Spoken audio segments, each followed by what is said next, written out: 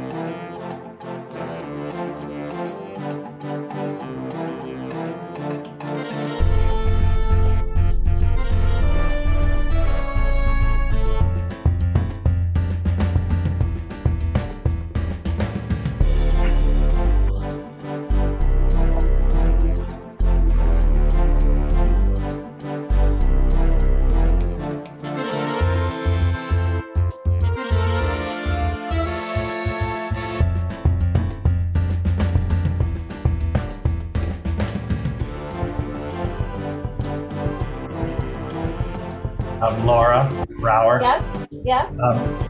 The board will probably be back in open session about 6:40. 6:40. Yeah, yeah. So I'll just quick make an announcement. The board will be back for the start of open session at about 6:40. So just letting everybody know. We still have Okay. about Do you 10 want me to minutes. send it in the chat? Sure, that'd be great. Thanks. Thank you. Thanks, Dan, Patty.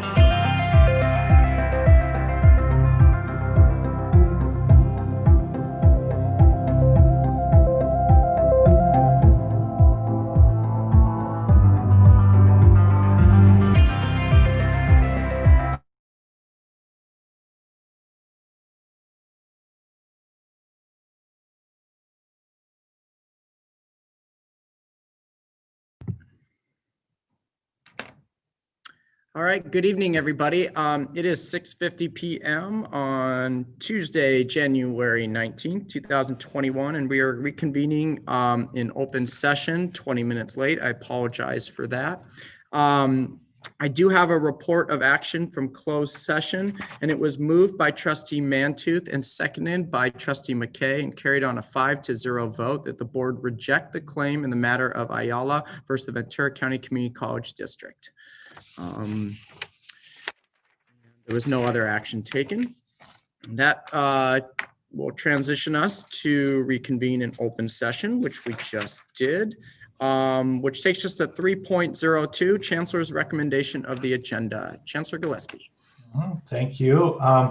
So the items presented to the Board of Trustees have been reviewed by District's Consultation Council and are presented to the trustees for review and action without constituent objection.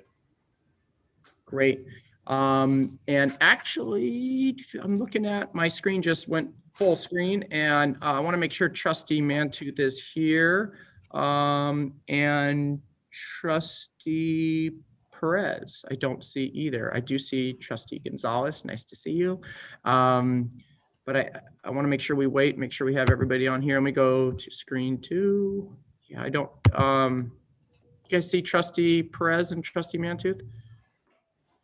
Yeah, I don't see Trustee Mantooth's video, so it looks like he's connected, but, and same for Trustee Perez. So hopefully they'll be joining on here quickly. Okay, cool. I'm back. There we go. Yep, I think we're good now, Trustee Chancellor. Okay, great, cool. So Chancellor Gillespie just updated us on 3.02. I would like on that item to make an update for our community. There have been some changes in the agenda, not formal changes, but just in some of the structure changes for this agenda. One of the things you may notice is there will be a greater increase of first reads at this meeting. Sort of the overlining theme or goal for that matter is we have one meeting with less reports and more first reads and more discussion if needed.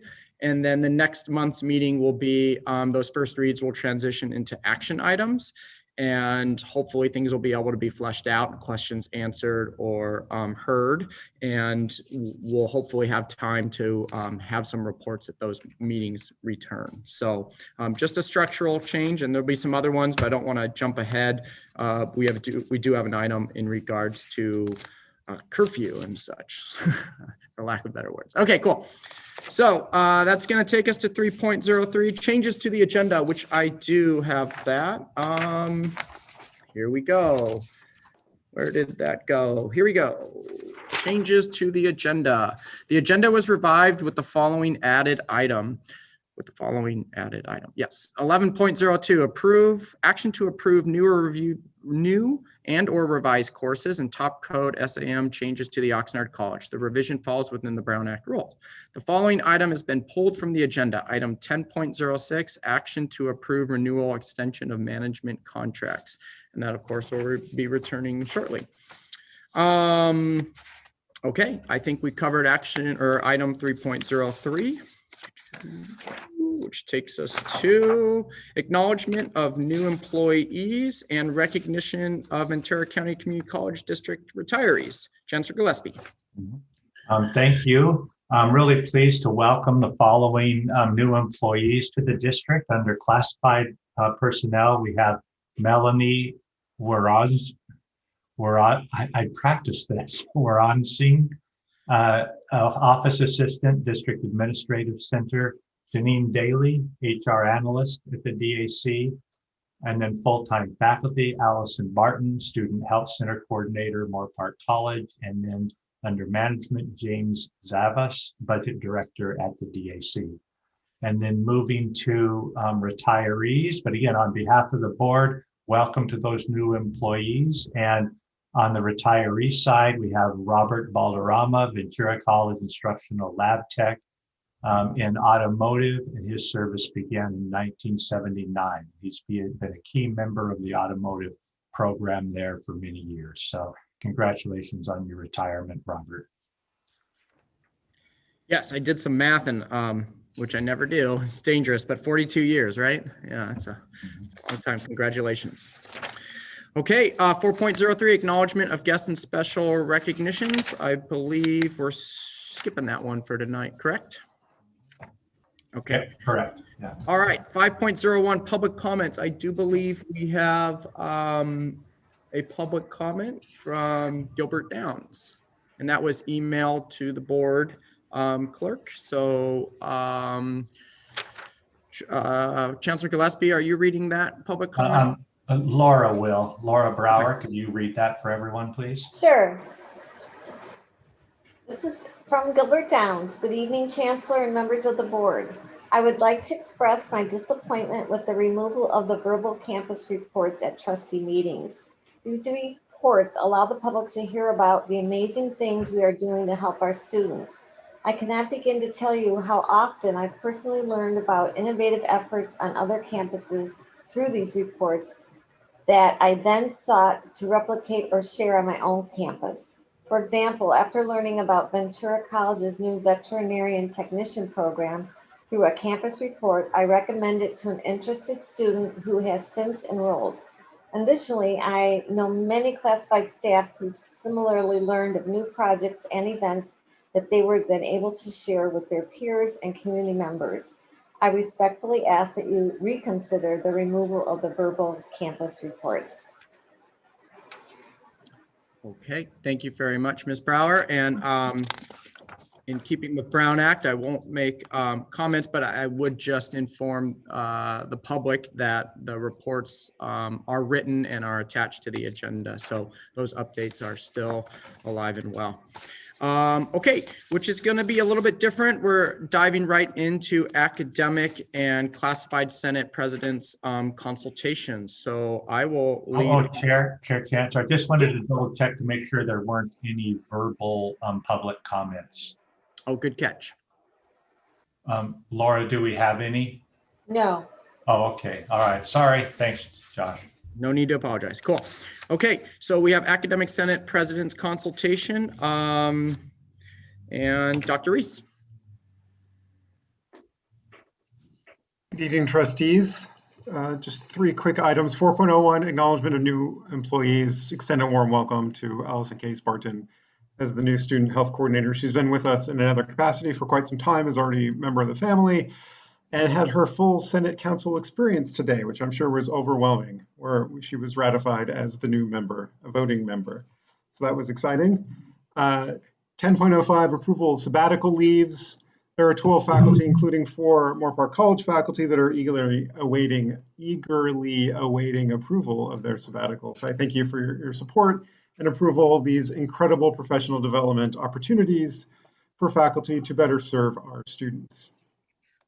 And last, number one, 10+1 items for Senate is curriculum, of course. 11.01, Moorpark College curriculum. Just highlight a few things. The CNSE, Computer Network System Engineering, is introducing 2 new cloud classes, one in the Amazon Web Service area and one the Microsoft equivalent. They're really growing in these new areas to offer critical cloud technology courses to help serve our local area, and just it's the wave of the present and not the future anymore. So we're very happy to see those move forward, and our new ethnic studies really reintroduced introduction to Chicano studies, ethnic studies class that will help initiate our new ethnic studies program at Moorpark College and help satisfy our new CSU requirement for students that are transferring. Last is an engineering certificate of achievement, so that students in this,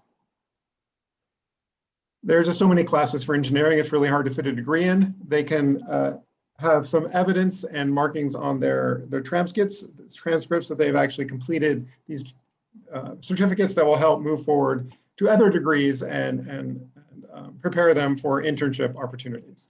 Thank you. Thank you. Okay, Dr. Edwards. Nothing. Okay, great. Dr. Clark. Dan's having a power outage at his place tonight, so he is not signed in. I can relate to that issue because I'm a little worried about my refrigerated items as well. So and hopefully everyone's We're safe. trying to keep him close on a text message if we need him. Perfect. Excellent. Well, I appreciate that. Okay, cool. In that case, we're going to transition into 6.02 classified Senate. And let's see, should we start with Ventura College? Sebastian. Good evening, Chair, Trustees, Chancellor. Happy New Year. Just really quickly wanted to say a big thank you to Robert on behalf of the Senate for all his years of service at Ventura College and for helping make our auto program the flagship program, if I dare say, that it is. So thank you and congratulations on a well-deserved retirement.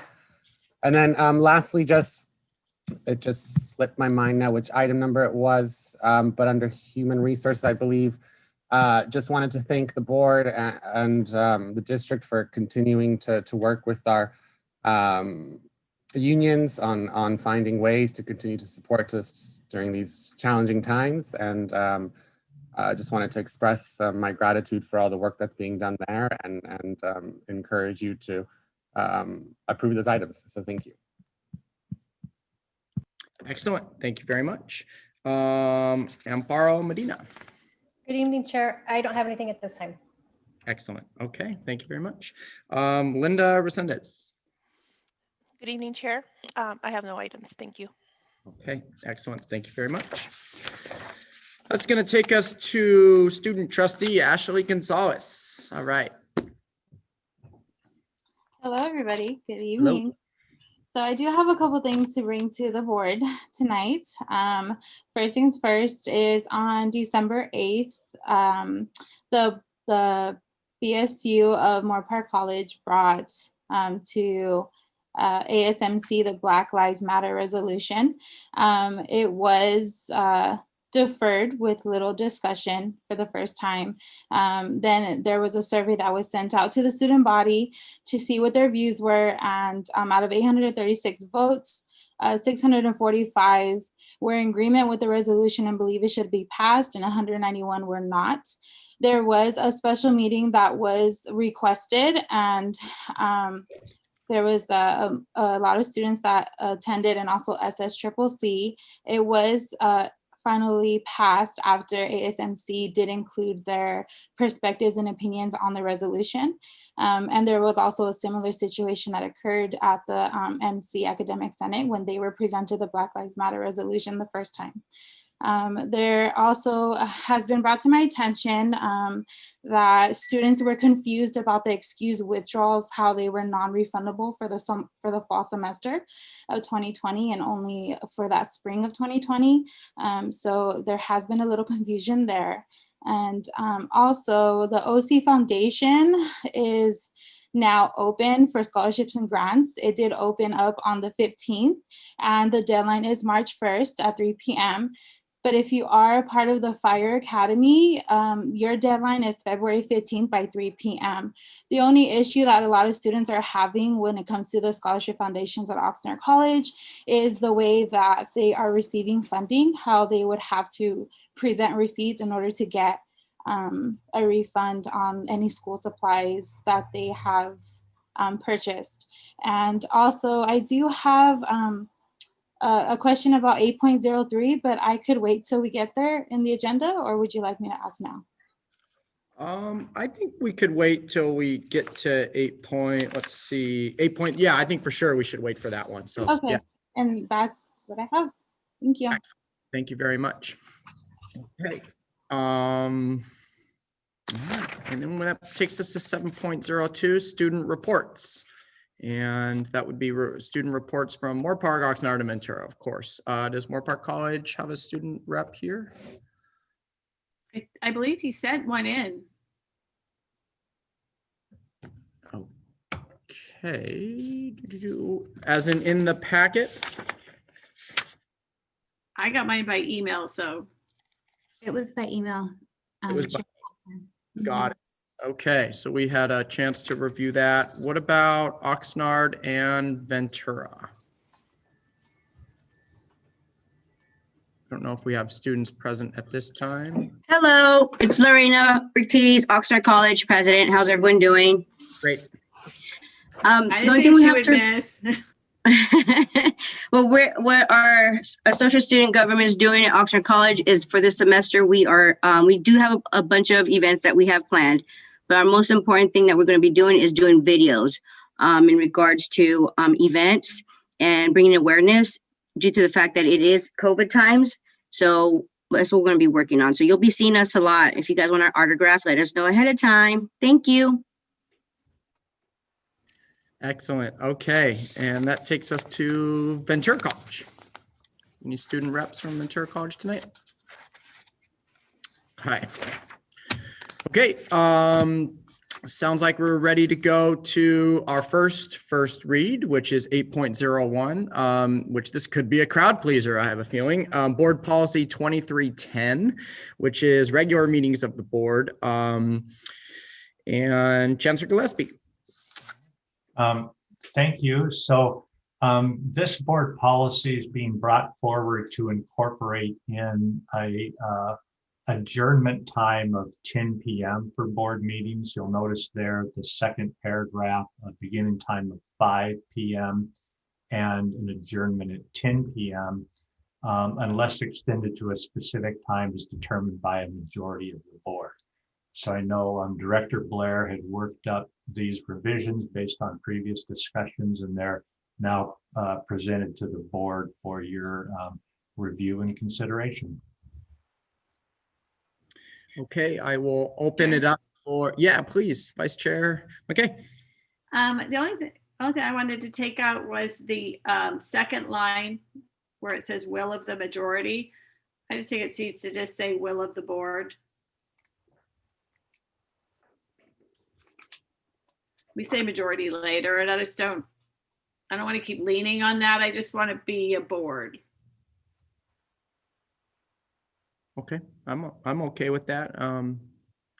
Colleagues on the board agree to that, but I'm not hearing any questions on that one. Okay, are there any other comments into some of this language? So keeping with the announcement I made, or information announcement I made earlier, this will be a first read, and we'll kind of hear if there are any questions or concerns, and then it'll come back as an action item next month. But we are going to make an unofficial attempt to live by this policy loosely tonight with a 10 p.m. Shutdown. We won't need to take a vote if we need to extend it, but we're very eager to try this out. So were there any other comments? Trustee Mantute. Chair, Chancellor, yes, I had a question about the actual protocol or procedure that would be used if the board finds itself needing to move later than 10 o'clock.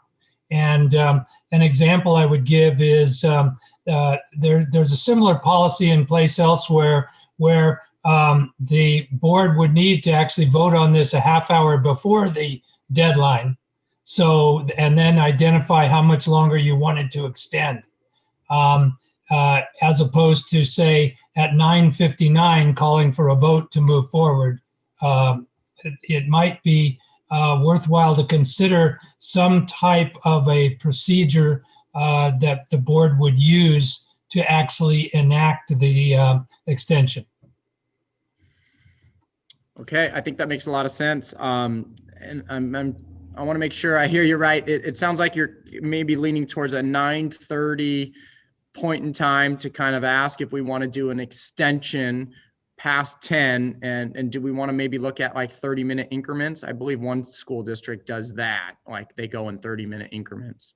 That is correct. That's also what the County Board of Education does at the K-12 level in 30-minute increments.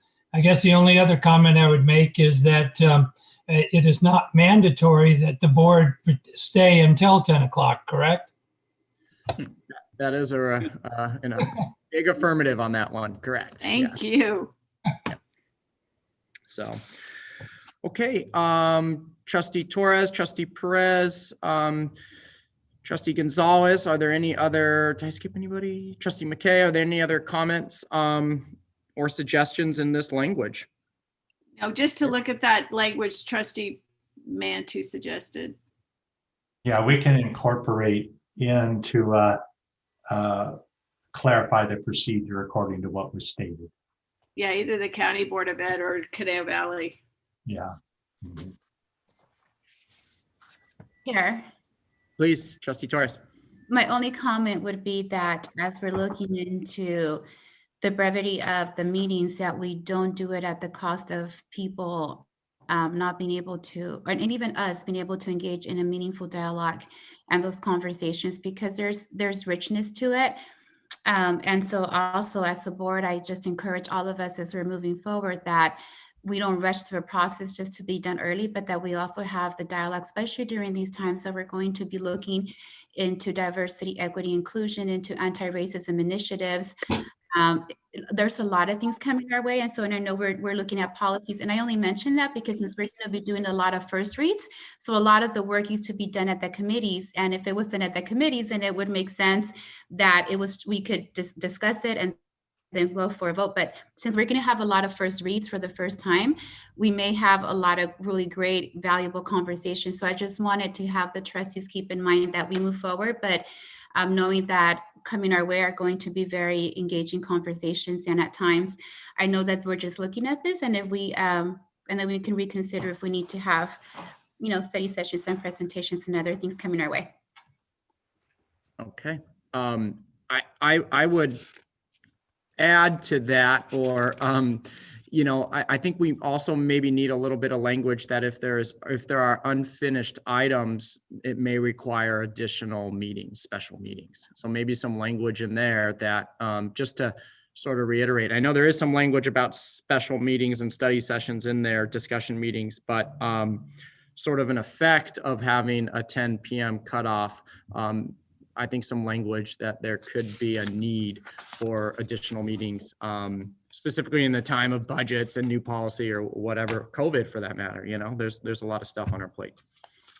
Okay, so it sounds like what we'll have is these comments will be magically come into new language, and we'll be able to take a second look at it and hopefully take some action on this new board policy.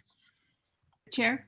Yes, do you want to take a look at those, have those emailed to us in advance, maybe just the two of us at least, so that we can vote? And that's a lot of language changing without looking at it.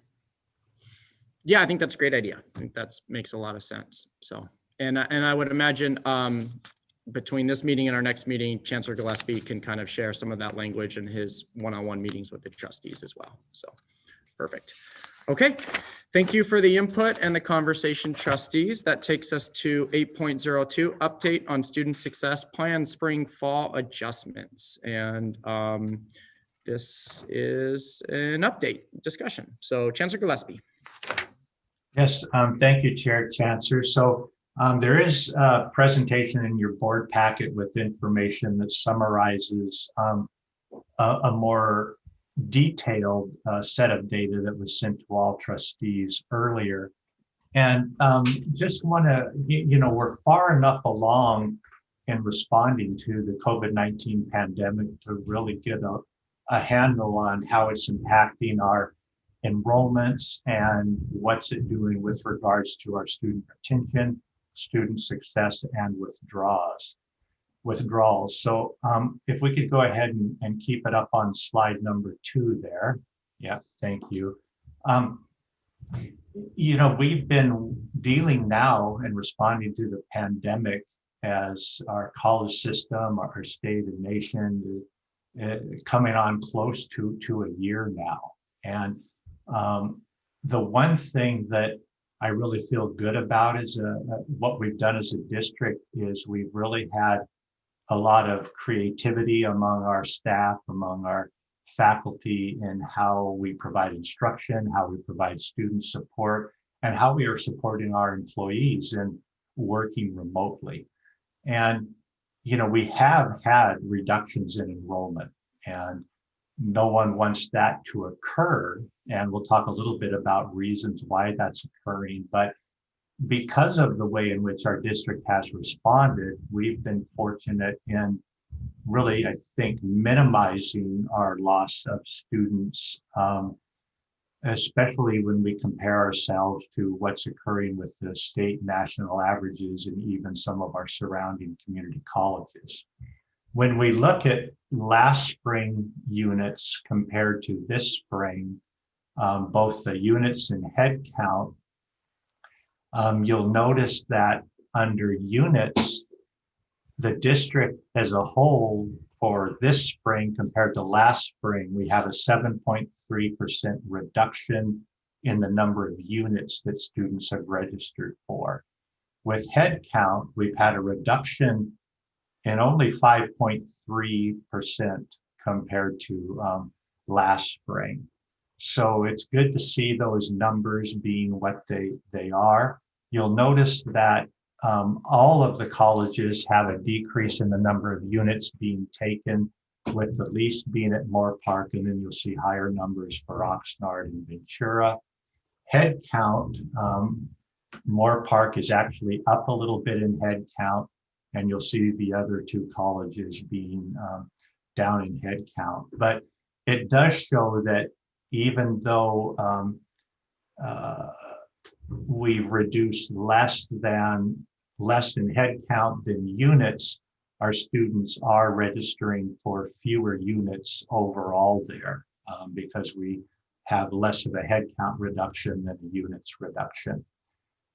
So we've had also a decrease in the total number of active sections across the district. If you look there, you'll see in 2018-19, we had 3,083 sections. That was decreased a little bit last spring, but we've decreased 4.3% this spring compared to last spring. And it's really just reflective of decreased enrollments and the colleges using their enrollment management practices to cancel lower enrolled sections or classes and adding in others where there's a higher demand.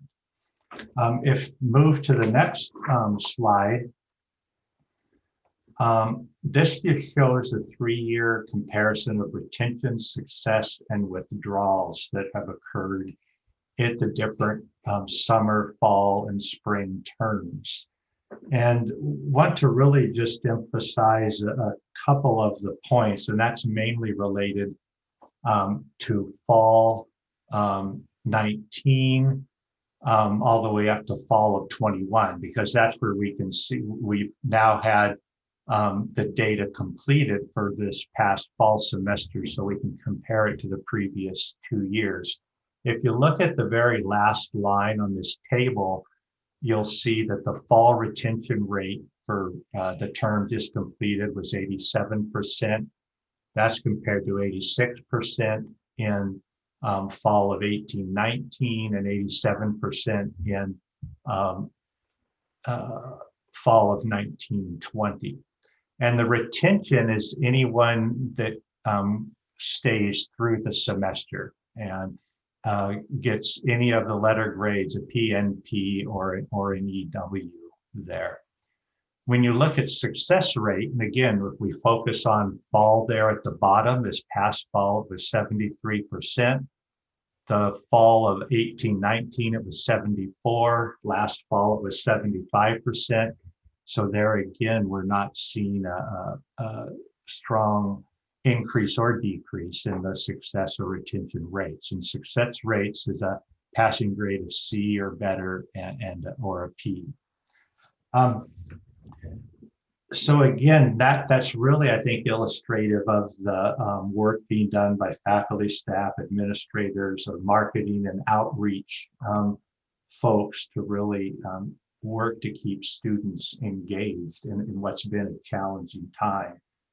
And we have lost some students as a result of the pandemic. Some have decided not to participate in online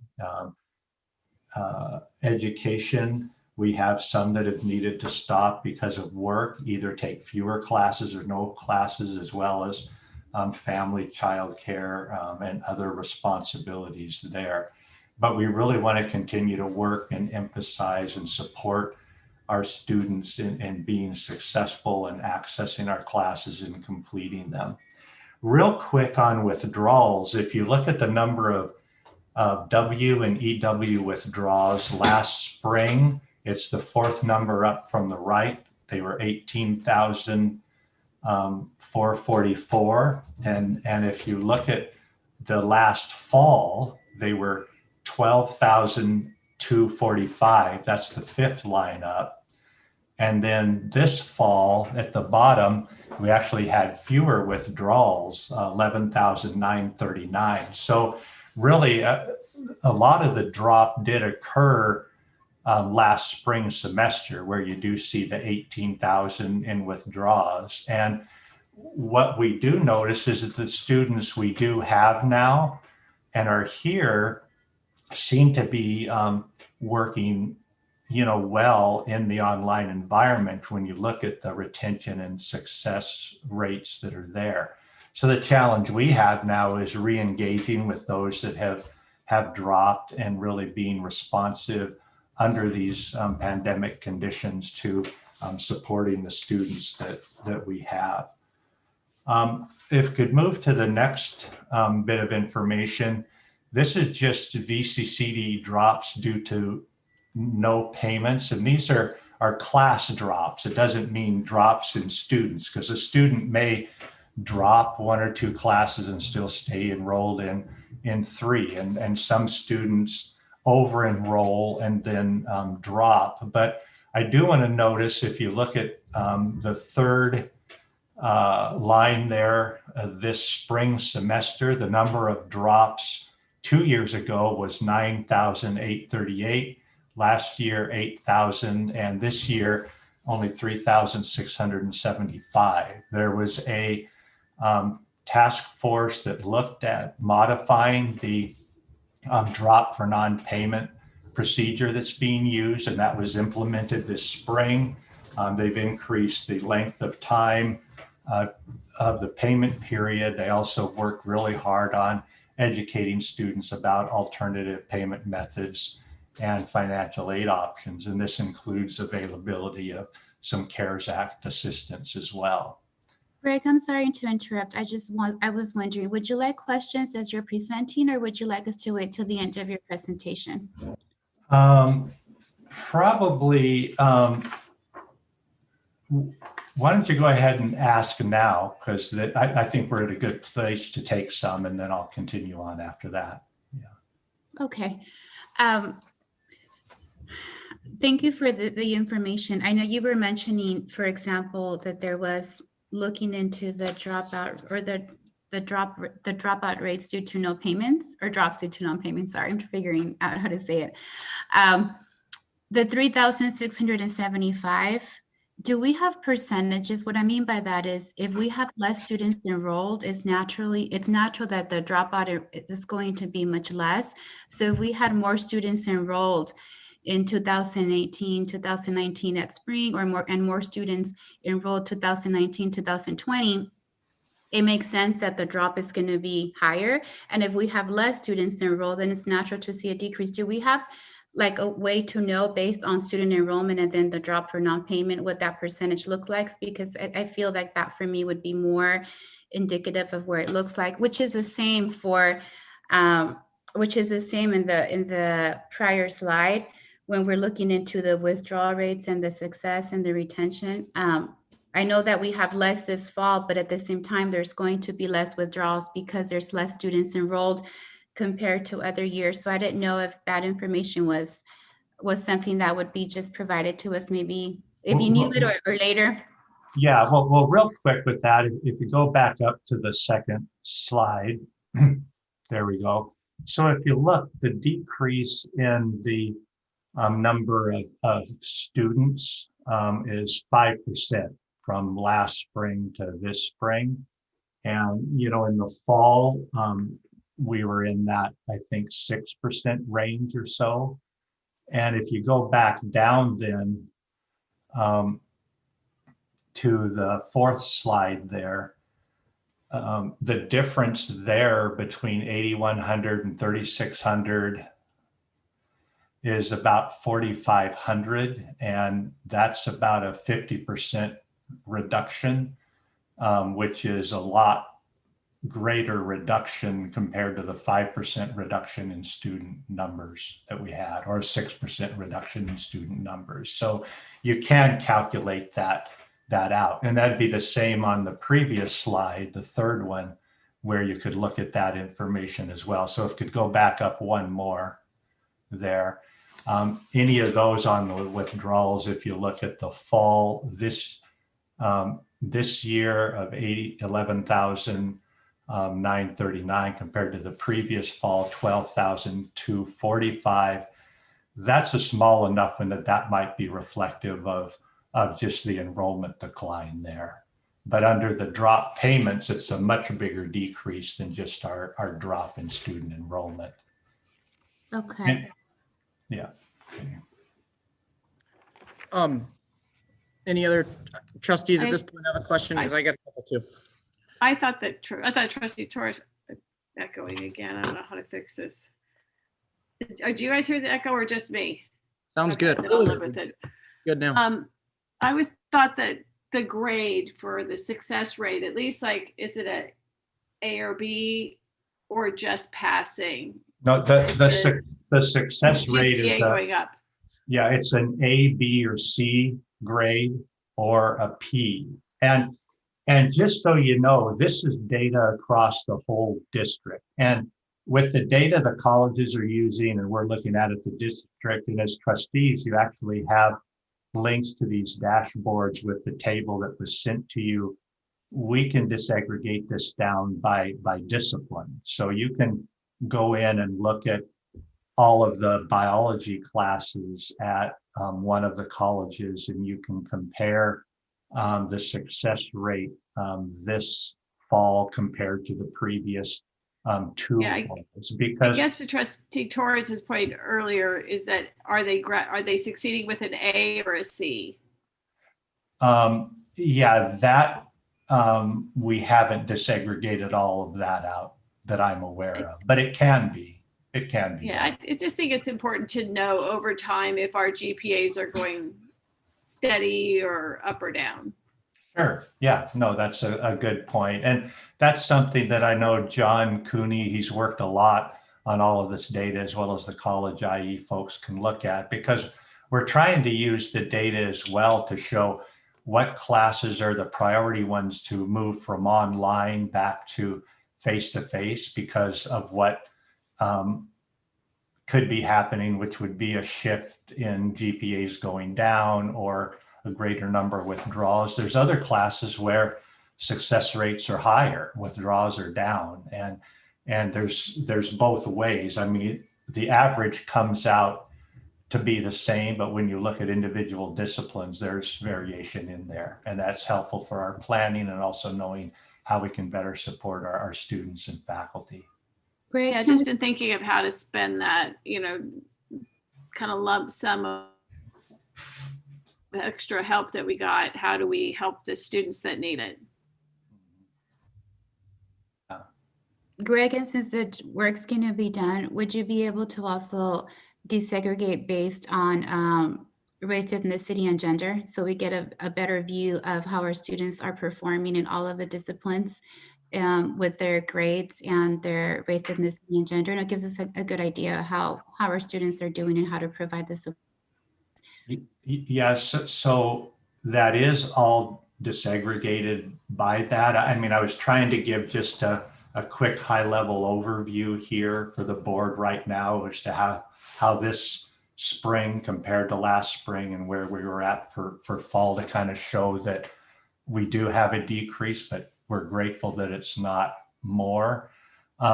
We could spend an hour or more just talking about all the data the colleges are using. So it'd be really helpful that if the board wants another report to be emailed out or a more detailed study session getting into a lot more of the metrics and disaggregated data, that the board talk about that and provide some direction there. Yeah. So I had a discussion now, Greg?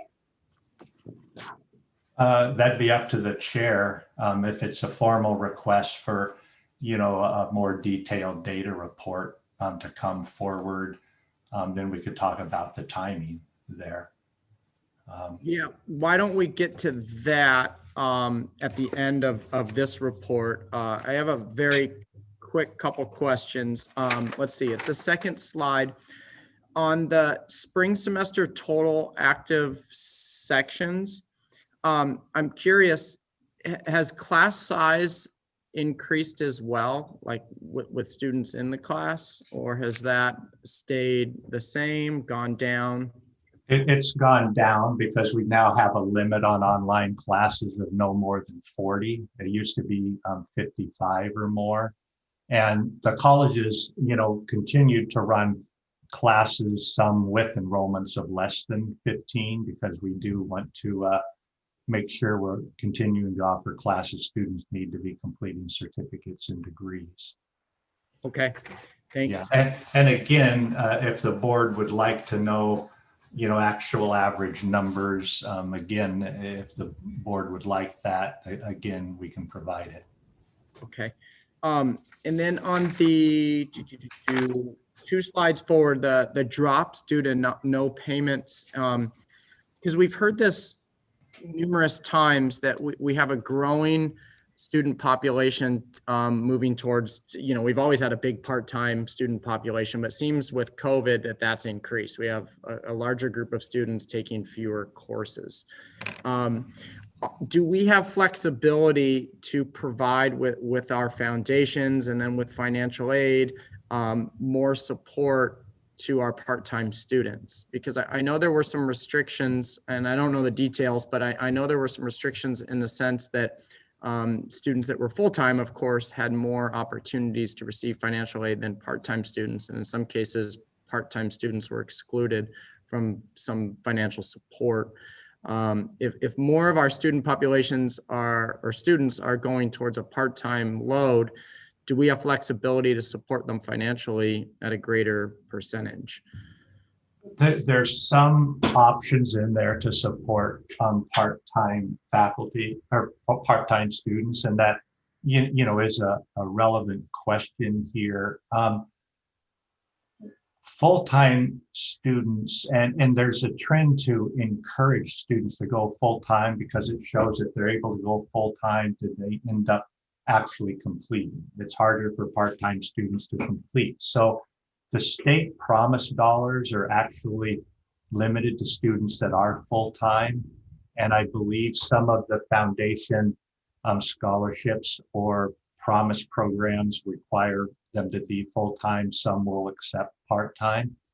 We do have flexibility with the CARES dollars to be supporting both full-time and part-time. And I don't believe that the colleges have any restriction there, but I'd ask for the college presidents to provide confirmation around that. But to let you know, yes, there are options for financial assistance for part-time students.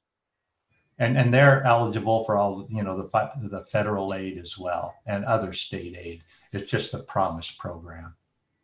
Got it. Okay, thanks. Trustee Perez, I saw that you unmuted. I don't know if you have a question. It's probably larger than this presentation, but I think it mirrors what your question is. And I think I'm hopeful that at some point in time, we are able to take a more comprehensive and flexible view on how we can utilize the dollars that are available to us. And it gets back to addressing the concept of the total cost of education. And if there's a way we can use the dollars to transition what otherwise would be a part-time student into a full-time student, then certainly that student wins. And it seems to me we're more effectively utilizing our available resources. So that's just my quick thought. Yeah. No, and again, we have a lot of options, I think, to assist with that, with the new federal dollars coming in. Yeah. Okay, and just for clarification on the drops, so for example, in 1920, the number is 23,850. Is that 23,850 students were dropped for non-payment? No, it's classes that were dropped. And so a student may drop one class for non-payment, but doesn't mean they didn't stay in two classes, for instance. So they're class drops, but some of it could be a student dropping their whole schedule, which could have been 4 or 5 classes. Chair Chancellor, so Greg, this slide should be properly titled VCCD class drops due to no payments? Correct. Yeah. Okay. Chair, Please, Trustee Torres. Greg, would it be possible to get a number? And I know that, I guess it could be to the end because you need to get direction from the board, but it would be interesting to see the number of students that were dropped, all of their classes. So I know that this is, just classes that were dropped, and it doesn't tell us, it tells us some classes were dropped, but students might have still been enrolled in 2 or 3 courses.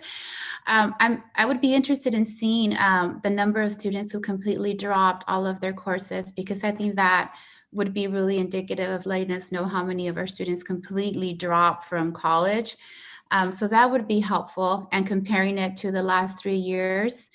And then that'll give us a good, just a good point to know where our students are, and then also allocation of our money. And maybe it has already happened already, but it'd be interesting to know the reason why the students who dropped all of their courses, what was happening, and what can we do to get them back into the community college, because that'll help us also, I think, as a board in allocating our funds, is knowing the reasons our students completely dropped from college and then supporting them. I know in the legislative workshop or meeting that took place today, the governor is really being specific. There's money into the community colleges for food insecurity, for technology for students, for courses for students, for zero-cost textbooks for students.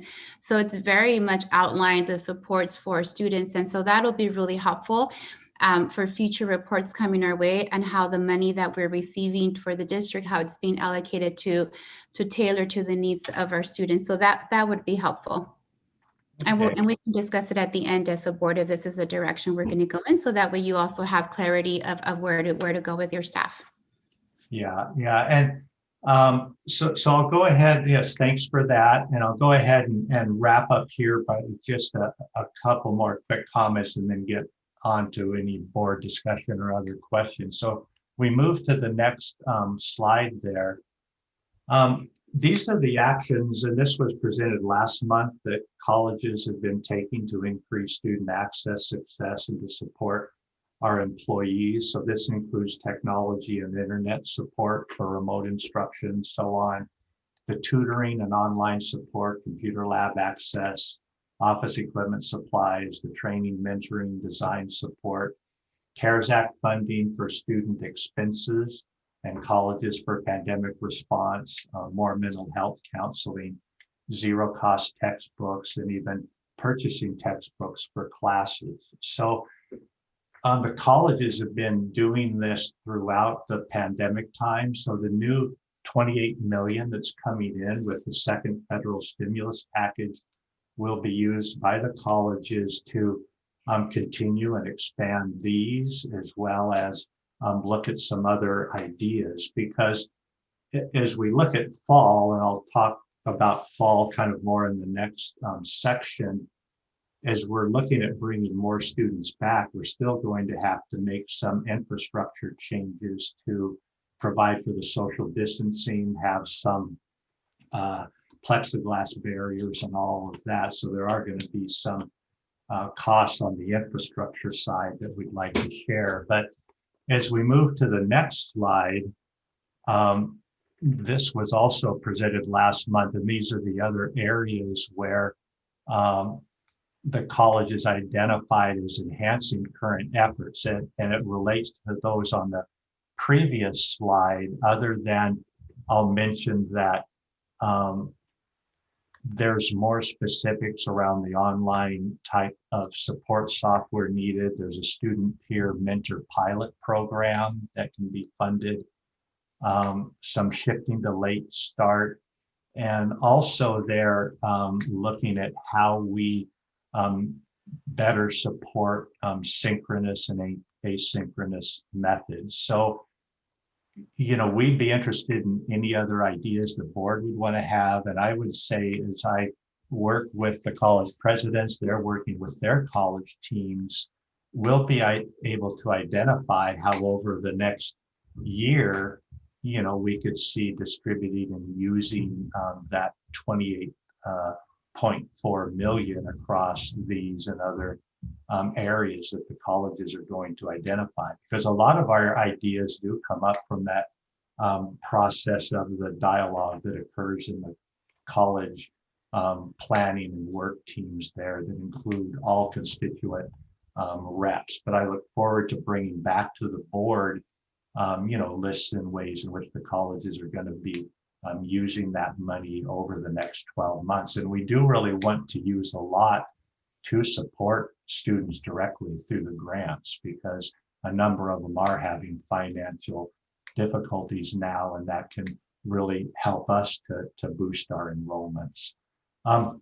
The other slides are related to individual items that the colleges talked about in the adopted budget document, and as well as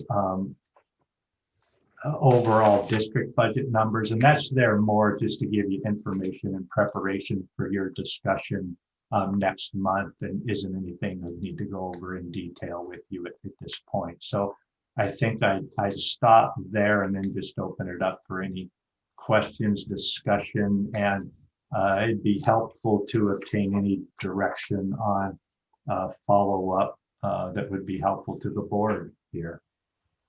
Okay. I think I'll open it up. Trustee Mantu, did you have any questions or comments in regards to this report? I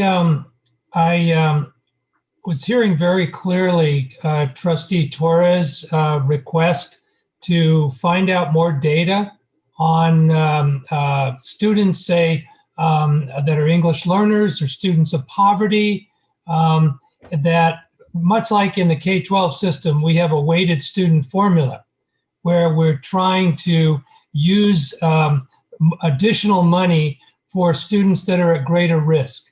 And if we can identify who those students are, we may be in a good position to find a better balance with additional funds to target those students. Yeah, thank you. Thank you for that. Let's see, Trustee Perez. Yeah, I was just going to concur with what Trustee Mantu observed about Trustee Torres's side, and I think that's. I mean, I think we're at that point where we had the initial response to the initial crush of demands, and as we can get a better picture of where our students are really at and what they're confronting, then yes, we should be looking to better respond to those with the greatest need. Thank you. Trustee McKay. I concur as well, and I would like to help the students that need it most. And then maybe, I don't know how we find the data on who COVID households might be that really got wiped out and may really need some extra help and support to come back to school. Okay. Thank you for that. Trustee Gonzalez. I thank you for this presentation. It's really great. I do like the numbers presented. I do think it's important. I know in spring in 2020 shows that we had 18,000 some withdrawals, and I could, that makes sense, because the pandemic just hits and nobody knew what to do except kind of panic. And a lot of people couldn't deal with online. So it is important to see the numbers if the student completely dropped out of college or they just got rid of certain courses that were really hard online versus in person. So I think that's really great data that we could look at, and yeah, it's really good. Excellent. One thing that and I'm sure it's coming, but as this report is, and I think it's intentional that there's the budget priorities are integrated there. I look forward to seeing that $28 million incorporated into next month's budget, the budget portion of the meeting in regards to the reserves and where we are, because $28.4 million is a lot of public funds that I think the community needs an opportunity to give input on. And one area that I'm curious about, and I'm sure it's been presented, but I just can't recall, the drops due to no payments. I'm wondering, are we sort of, when we compare our district and colleges to other similar districts and colleges, are we at a similar level, or are we seeing a higher or lower percentage or courses for that matter that are the drops due to no payments? And what can we do to work on bringing those numbers down? So I'll turn that over to Dan Watkins real quick, because he was on the advisory work group there. And I know that our process at the district has actually been used as a best practice one for other districts. But Dan, why don't you address that question? That's correct. Actually, when we were talking about discontinuing it for a few terms, we had colleges reach out to us and say, "Are you crazy? You have one of the best processes in the state." So I don't have the numbers of the other colleges, but I do know a lot of other colleges pattern themselves after some of the things that we've done because our numbers are lower and we serve students, and students drop for a variety of reasons. And we make every effort, the colleges make every effort to make sure the cost of the enrollments and the cost of the textbooks isn't an issue for those students, from payment plans to financial aid to grants to scholarships. So, and then I think this last term, all of the communication and outreach efforts by the colleges and some of the changes we made for the technology and communicating to the students just in time, saying, "Hey, we can help you pay for college. You don't need to drop because of a financial burden." I think that's part of the reason we're seeing the lower numbers. But we are, our process and what we've implemented has been copied by several other districts. Excellent. Thank you for that. It's super important. Okay. Okay. Chancellor, thanks, Dan. I will mention too that each of the colleges have dashboards that are at their websites. They're open to the public, the trustees, that document student success by age, race, gender, financial aid, and more. So the colleges are using that data all the time and helping with their planning and decision making on the resource use. So again, I'm glad to provide a more detailed summary of all that at the board if you'd like it, but I'm also hearing you'd like to have the plans with regards to how that 28 million will be used. And I would state that, in working with the cabinet and the presidents, we'd probably have by the February meeting a high level look at those amounts, and then a more detailed breakdown by March, because they'll be planning out probably a year on using that. And I want them to have time to talk with their constituent groups and their planning teams around it as well. But we have CARES Act dollars that we're using to serve our students right now. And we can summarize next month how much of the earlier dollar has been spent as how, and then incorporate in by March the plans for the use of the 28 million. Okay. With input by the board, of course, there at those meetings on that. So. Excellent. Okay. I think that's a great transition into 8.03, which we leave one slide of planning considerations and we segue right into fall semester 2021 return.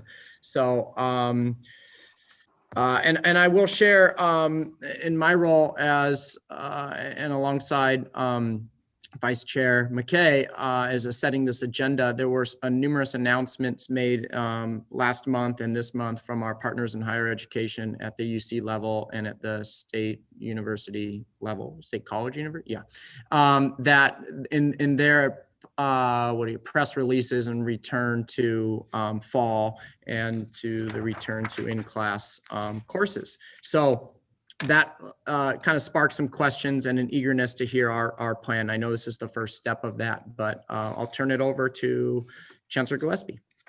Okay, yeah, thank you, Chair Chancellor. And again, feel free to stop me at any time with any questions you might have. So if you could go ahead and put the presentation up, because I know you've reviewed the information in the packet there that's with the board item as far as the narrative.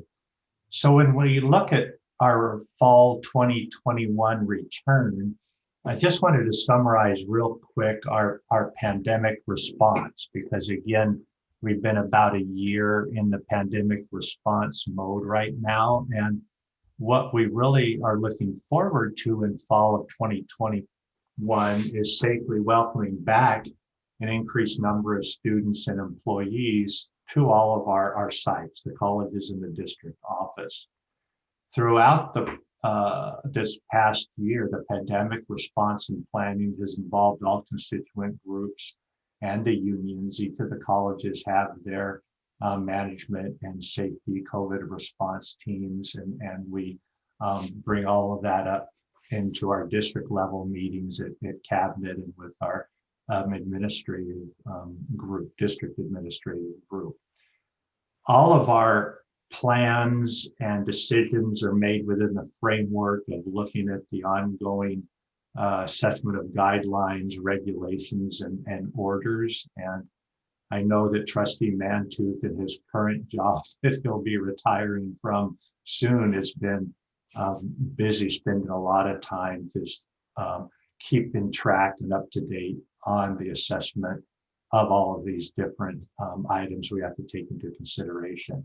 Also, any decision we're making, especially with what classes we can be offering on campus and procedures for safely protecting our employees and students, is communicated with and approved by the Department of Public Health here in Ventura County. We've also coordinated with our K-12 and other higher education partners, and this has occurred especially frequently during the initial stages of the pandemic there. And we communicate to our employees, our students, through the VCCCD alerts and other regular communications. And then we've had the MOUs that you're familiar with to support training, mentoring, and the recent $500 that the board will take action on tonight to help our employees with pandemic-related expenses. So as we look at the coming fall, you know, we've, if we could go to the next slide there, you know, we've been working spring semester, this past summer, this fall, in a mainly remote instruction and student support environment. We have only about 10% of our instruction occurring face-to-face now. And our student support is all online.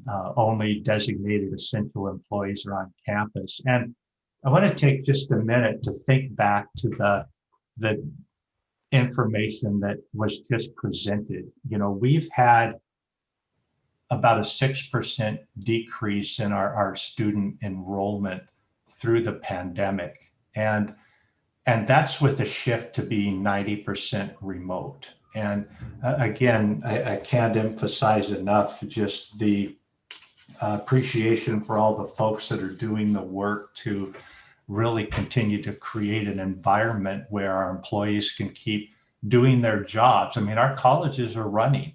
We're handling nearly as many students as we normally do, and they're being successful, but we need to do more because we want to get those students back. We want to retain the ones that we have through what is an ongoing pandemic. So as we look at fall, you know, we'd all like to be getting back to what is normal as soon as we can. And back in December, planning guidance was established for the colleges in creating their fall semester schedules to try to get about approximately 50% face-to-face instruction. And the question it'll be is, well, where did that 50% come from? Was it just pulled out of the air?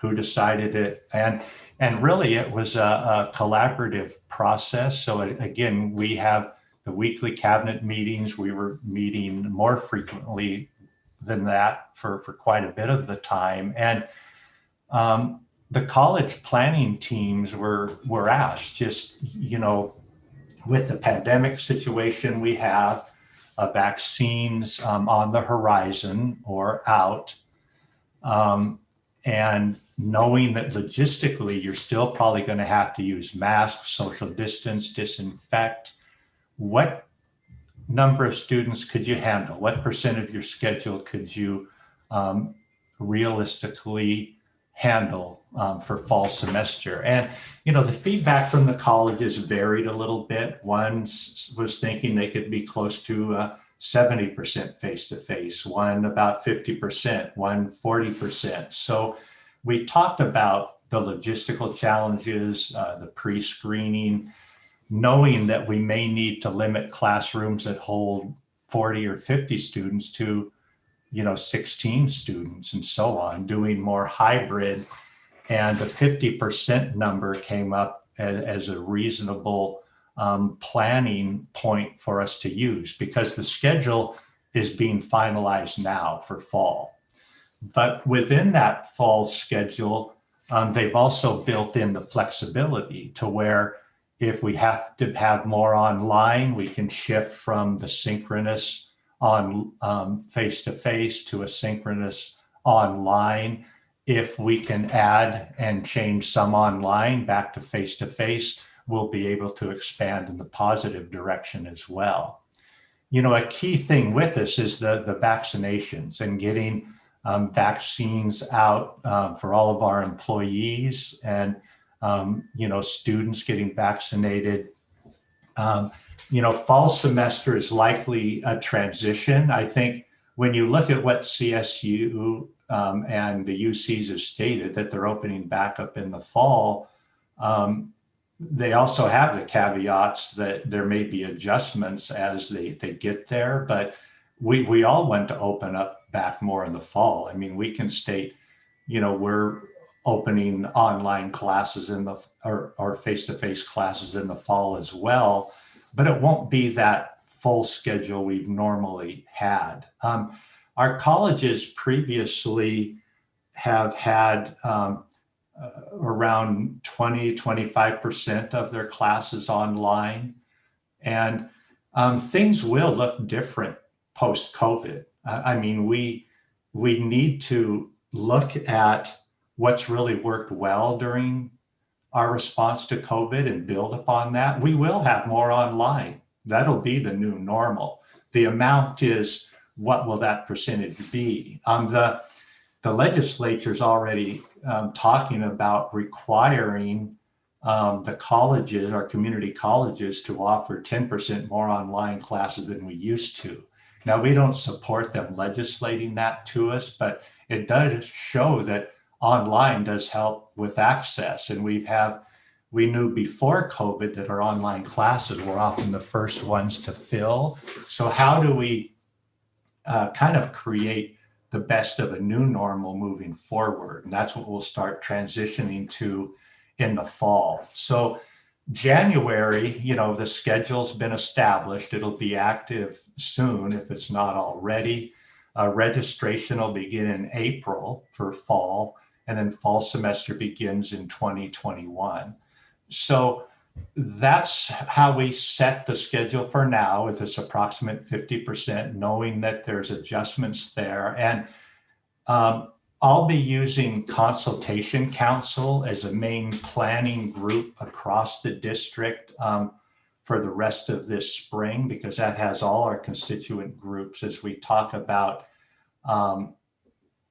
bringing more employees and students back safely there with the vaccine, yet knowing we're still going to likely be under the need to implement the current safety protocols and guidelines. But you'll notice adjustments will be made as warranted moving forward there.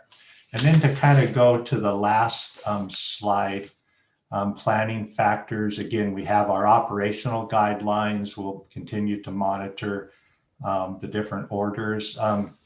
Local pandemic color level, I'm sure you're all aware, we're currently in the highest purple tier, mandatory stay-at-home orders. Looking forward to when the infection level starts to decrease here in the county, but ICU beds are, at capacity, and it's a challenging situation now. Vaccine availability, as I mentioned, our employees are in the next phase to be able to be vaccinated, and I'll be working with HR, and what we'll want to do is see what kind of documentation we can put up online or provide to our employees so they can show their health providers to get the vaccine. So we'll get all that information out soon. And then we're planning on the pre-screening, social distancing, masks, safety, cleaning protocols, as well as kind of student flow, plexiglass barriers, and counseling, financial aid, all these areas where students used to come and meet in person. Those offices aren't very large, and until there's a safe way to meet, we're going to have to find places for those face-to-face meetings with financial aid, with counselors that are in larger rooms. So we'll be looking at planning for that as well. But we're all looking forward to bringing more students and faculty, staff back to campus, but it continues to be dynamic and learn as we go, and we want to make the best decisions we can here as we head into fall and bring a number of more classes for face-to-face instruction opportunity back, because we know online works for some, not for everyone. Hybrid is a really good model, and for sure we're wanting to bring more hybrid classes back. So I think those are my main comments with fall, and at this point we just open it up for any questions. And again, I know I can have college presidents or academic senate presidents, classified senate presidents are available to answer any questions too, because they're the ones out there dealing with it every day. Okay, Trustee. Yeah, I have a question. So I know that we are on a priority level of vaccinations. Are we going to make it mandatory in order to return to campus to have the vaccination? And if so, how does that affect students or our faculty that don't want to take the vaccine? Sure. So that's a critical question that we're still getting some legal advice around. It looks like that it is possible to require vaccinations for employees. And for students, it's not as clear there. But in answer to your question, there's two approaches for fall. One is that you can state, if you're an employee that's teaching online or on campus, or you're a classified back at work, you have to be vaccinated. And if you're a student coming to classes, you have to show you've been vaccinated. And that way we'd have everybody vaccinated there. But there's some unknowns with the vaccine. You can be vaccinated and still, not everyone is then resistant after the vaccine. It has a high success rate, but not everyone. And then we would tell students, if you haven't been vaccinated, you're limited to online. The other way to do it is that, and then there's no requirement for the students, is that we just have our employees getting vaccinated, whether it's voluntary or mandatory, we'll work that out. No requirement for the students, but we are doing still our masks, the social distancing, all of that, which we may need to do even with those that have been vaccinated anyway, until we get word that the COVID-19 has basically been, stopped because of widespread immunity in our population, that eventually stops its spread. So really good question. I wish I had a real clear answer with it, but that's part of the moving dynamic part that we're still working out. And we'll want to talk it through with our constituent groups and unions as well. Great, thank you. But I encourage you to get a vaccine. I'm going to get it. Yeah, I know a lot of my grandma works at the hospital. She has already received hers. So Yeah. Okay. There. Trustee Torres. Thank you for the report. One of the things I really appreciated was that you're preparing for in-person instruction in the fall. And naturally, if we're doing much better, knowing that there can be more face-to-face classes, or you can have more online depending on where we're at. But I really like that, because when we're looking at equity, particularly as a district, and that's a direction that we're moving, we need to look at our student population. And I remember Trustee Gonzalez, you had mentioned, and also Lorena, about our students when it comes to the sciences, when it comes to the English class, especially the ones that need to transfer over to the universities. It's really hard, like chemistry, biology, anatomy. They just really need to have that one-on-one in-person instruction with the faculty. Excuse me. So I thought it was really important to be able to look at those, and then having also the protocols of how that's going to look like. I know that in some of the K-12 districts, they're preparing whenever they do come face-to-face, faculty, and there's face shields that are available for people as well. And so it'll be nice to also see later those plans of how it would look like for face-to-face instruction. But I appreciate that you're preparing, because I know for the students that we serve, particularly at the community college, and I say that, being very aware of who is it that we're teaching. I think as educators in this field, we recognize who are our community college students. We're preparing them into any field that they want to go into, but it's that preparation phase. And so many of them need that one-on-one support. So I'm very happy to see that there's plans in place moving in that direction, and naturally based on public health and following the guidelines, making sure that we can do it as safely as possible. But I'm really happy to see that, and that there is that flexibility in the fall to move in either direction, whether it is more face-to-face or whether it is online due to the circumstances. So thank you for presenting that. Thank you to all of the colleges. I know it's a lot of work coming together, planning with the staff, PPE, social distancing. How does that look like? So I'm looking forward to the plans, and thank you very much for all of the work that you're doing right now in preparation. Just listening that you already have to have the schedule ready for fall, I thought, wow, that's right. That's where they're at. So thank you for doing that, and really advocating and looking into the best interest of our students and what they need and being prepared. Thank you. I don't see anyone else unmuted. So I just have one quick question, Chancellor Gillespie. So on the timeline in April, when our students start registering for fall, let's say a student is going to take a math class that's going to be within the 50% face-to-face, and then also sign up for a ceramics class that is going to magically be, which they're doing now, which is amazing, not going to be face-to-face. It's going to be online. Will it say that in the course catalog, or in the or will it just state the class and the institution later, come, let's see, July, maybe, when circumstances are changing and vaccines are being taken, will it be announced if the class is going to be face-to-face or online at that point? Yeah, so the schedule for spring now that it is getting finalized, that will indicate the instructional mode. If it's hybrid, some, on campus, online.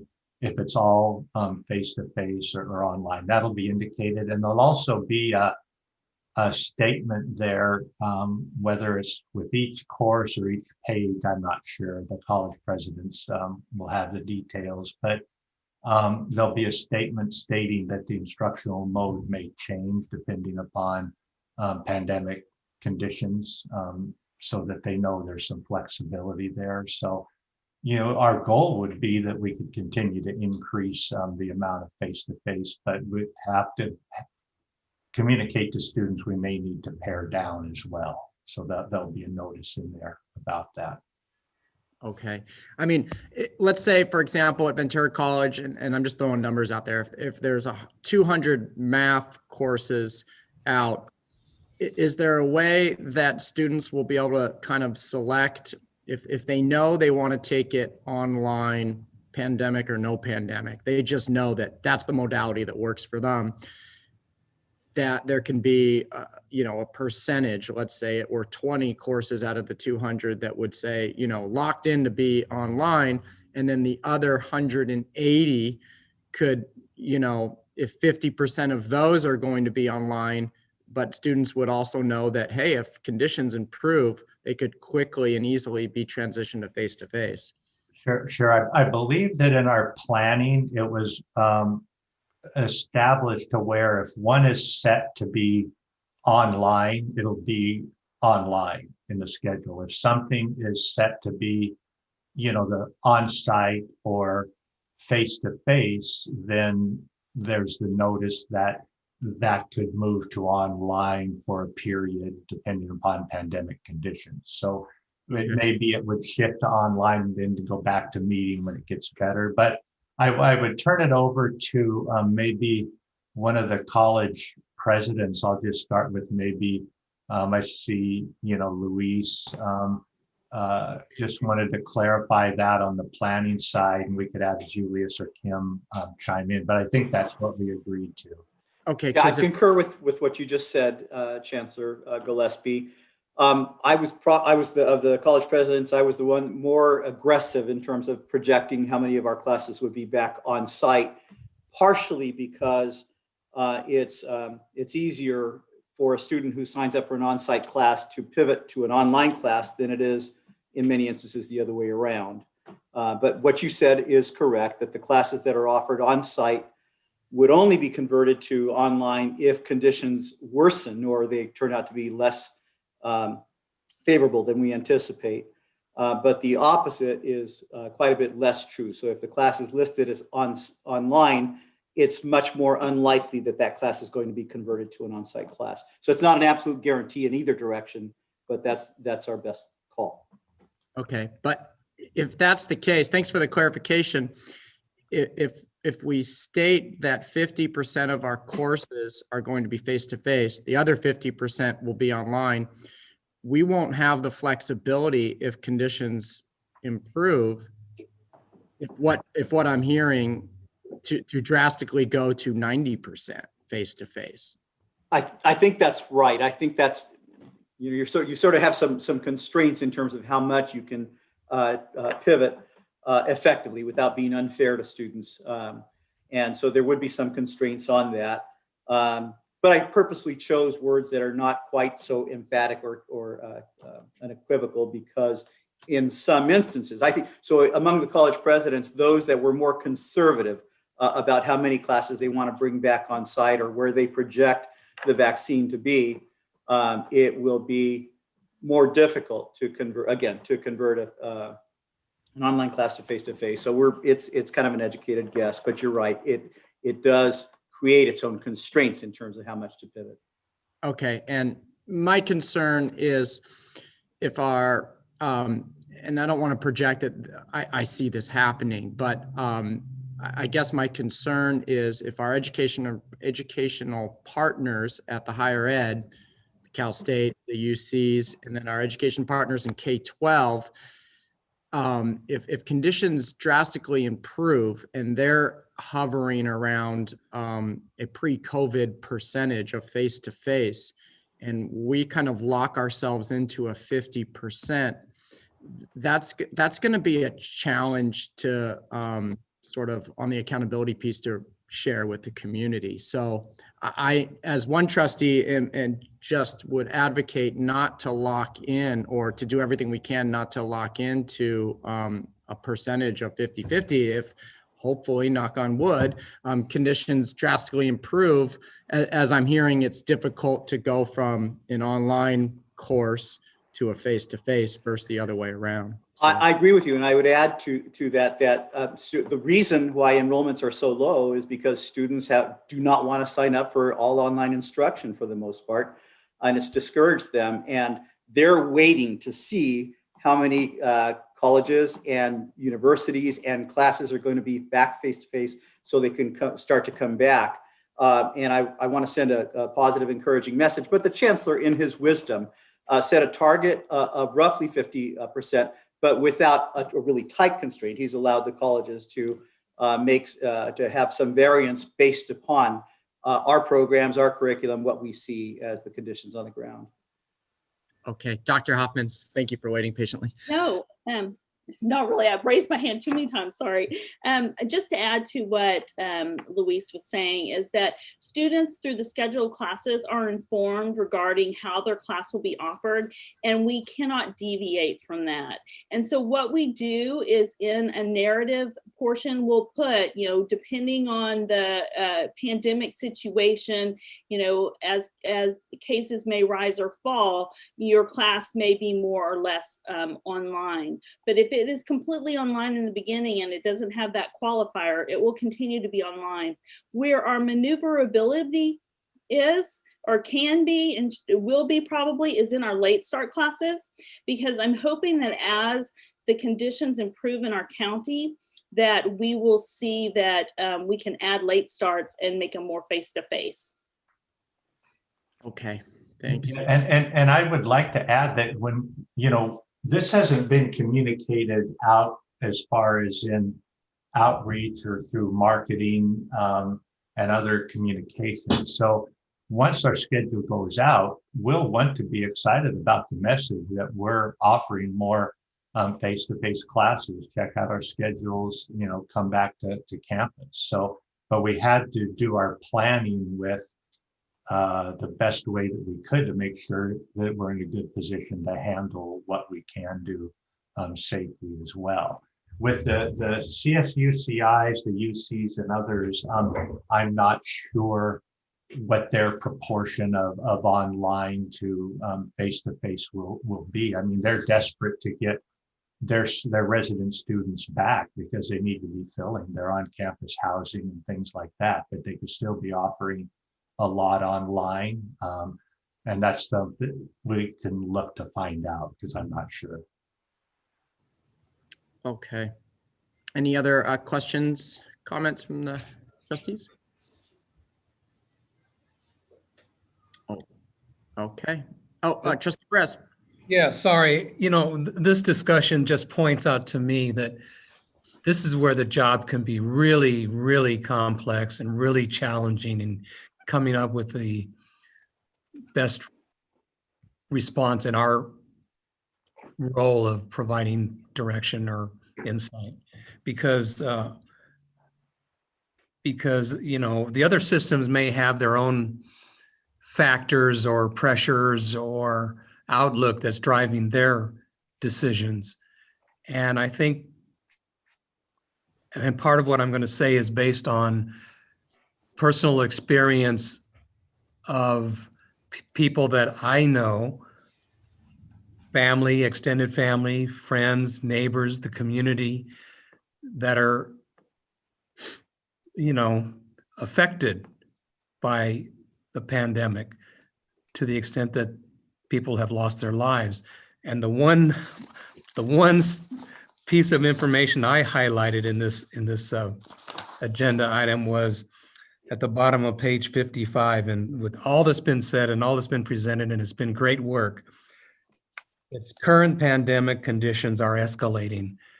And we just don't know where we're going to be. Even, even based on some of our earlier comments, who knew last March we were going to be where we are today? And so as we move forward, I think that's just one reality, and I'm sure we all share that reality, but that will be weighing on me as we move forward and you ask for my insight or opinion on these kind of questions. That's all.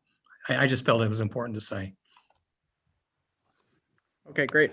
And Chancellor, I don't want to take, more time than needed on this one, but I know, we do have the academic senate presidents here as well as the classified senate presidents, and they're could provide, perspective on the faculty or classified side with the coming back to work too. I know Amy, Eric, each of you are probably involved in your areas with the schedule planning, and maybe you'd want to share just a little comment with faculty planning on, doing some on-site teaching again towards fall would be helpful. I think it's been pretty well captured that it's really unknown. I think faculty understand that as more information is revealed from the state and the county, then changes will be made. I know that for my department, almost 100% online schedule was submitted. And we did put a couple of backups on that if we are able to go to some on ground, we have classes ready to go that want the hybrid. For example, our film and television program wants to teach 3 of the 7 classes hybrid, having some sections. So essentially I submitted to the dean a fully online, and then here are some changes if we are allowed to make those changes. And I know that our dean and our VPAA will make those decisions once it comes time for registration. Hope that helps. Yeah, thanks, Amy. Eric? Yes, thank you for this opportunity. There are a couple of other additional items where we want to give students different modality options to best meet the students where they are based on their conditions. So that's one consideration for all subjects. And also it's about competencies. Certain courses, like in science labs, for instance, there's hands-on component that you just cannot reproduce realistically online. So those are given higher weight to be put on ground than some other courses that are maybe more flexible, but still trying to give multiple modalities for each area as best we can. So those are all factors that go in. And as Trustee Perez said, it's a moving target, to sum up succinctly. Okay. Thank you. And I don't know, the classified presidents, did you have anything to add at this point? No. Okay. Okay, thanks, Chair, Chancellor. Yeah, and so that completes the presentation, of course, but any more okay, questions? I would just conclude, from one thing I heard is how important the flexibility is. And again, I don't want to repeat myself, but if we don't have the flexibility to go from online to in person, that's concerning. I get that we have the flexibility if we have a certain 50% in person, and for some reason, vaccine or something, we stay at this condition, or the improvements aren't there, and we have to pull back to where we are now at a 90% online. I get we have the flexibility with that. I'm just worried we don't have the flexibility to move up, and I'm not quite clear on the why of that. I mean, if we can go one way, I don't understand why we can't go another way. But because mainly with the online, they're being signed up by people who, may have jobs, work. They have to do the online class only at night. They may not be able to, if we switch an online to meet in the day, to then stay in the class, and they would drop. So those that are online often are in online because they have to be. Right, and that's why earlier I said, if we are able to differentiate a certain percentage that are guaranteed to stay online, and then a greater percentage have the flexibility, or we start with a higher percentage that are going to be face-to-face, and if the unknowns that Trustee Perez and others have shared dictate that we need to go in a different direction, we can. So, but I think this warrants, as we get closer to April, another go around of a quick discussion and update, and for maybe some more input, and hopefully in the realm of the pandemic, we'll have even more clarification and good news. So just to clarify, because it's important at this stage, because of the colleges that develop their schedules within these parameters, that if the board is stating that you're not comfortable that these guidelines that have been taken, the schedule that's developed is not appropriate moving ahead, and you would like to have 70% as the target, we need to know that because we have to change it now. Changing it in April wouldn't be good. But again, we're working under board parameters and guidelines at a high level of really, the board has directed us to provide access and success to students. We've had our college teams work to do that with the priority. The challenge wasn't how much can you keep online? The question was, how much can you bring back face to face? They're wanting to be on the aggressive side already, but I need direction because it's difficult for us then to, in April say, well, you made the wrong decision in January and you should have been at 70%. I mean, if the board wants a different approach, it'd be helpful to know that. And I really appreciate that. And, we've heard, or I've heard, and we've heard a lot about getting involved in operations, and I support that in a sense that I'm not comfortable because I'm not an expert, and I'm certainly glad I'm not with coming up with a percentage. My only concern as a trustee is that the organization has the flexibility. So in August, when we're ready to go for fall, that and I'm very, very hopeful that things are drastically improved, that we as a system have the flexibility to mirror that improvement. And we're not stuck in a 50% model if things are pre-COVID, so we have that flexibility. But I'm curious and eager to hear from my colleagues in regards to your question, Chancellor Gillespie. Chair. Yeah, Trustee Torres, please. I'm not sure if this was done, maybe it was, but having surveyed the students for their preference, it's always helpful. I know in my district, we asked parents once we were ready to come back and it was a safe time, we were no longer in the purple tier, what their preference was, blended learning, distance learning, just their preference, because that guides the directions that we're going to move as a district, as schools. And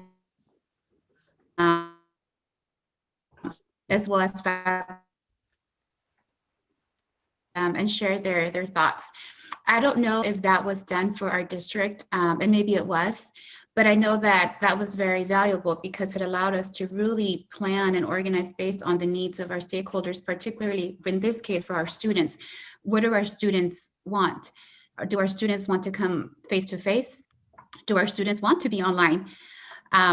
Reaching out to the ones that are currently enrolled, but also the ones that dropped out, particularly the ones that dropped out all of their courses. Did you drop out because of financial reasons? Did you drop out because just online was not working for you? Because otherwise we'll just we'll just assume things. And I'm wondering if that was done, Chancellor Gillespie, were they surveyed? I mean, I agree, like with with Chair Chancellor, I think the best ones to know with all of the planning and the intensive work that has been done at the college level, you would be the best ones to know the percentage. And we as trustees, we wouldn't be able to because we're not in those conversations. We're not meeting with everyone. But I'm just curious if surveying students was part of the process in planning and determining like a percentage. Not a percentage survey done to find out the percentage of classes to offer face-to-face for the fall, no.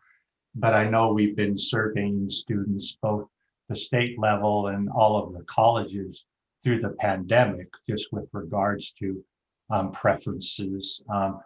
Hybrid classes tend to be some of the most popular that have an online component as well as face-to-face. And I know the colleges are scheduling quite a few of those. I think President Hoffman's made a good point about Chair Chancellor, the flexibility you're asking for can be included in the late start classes by holding some of our schedule back or scheduling those as face-to-face. That provides some additional amounts there.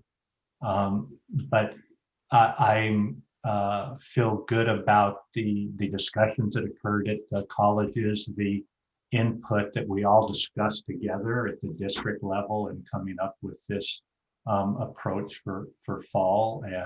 And I hear that the expectation would be that if the pandemic conditions improve and we can offer more on-site, we'd work to do that.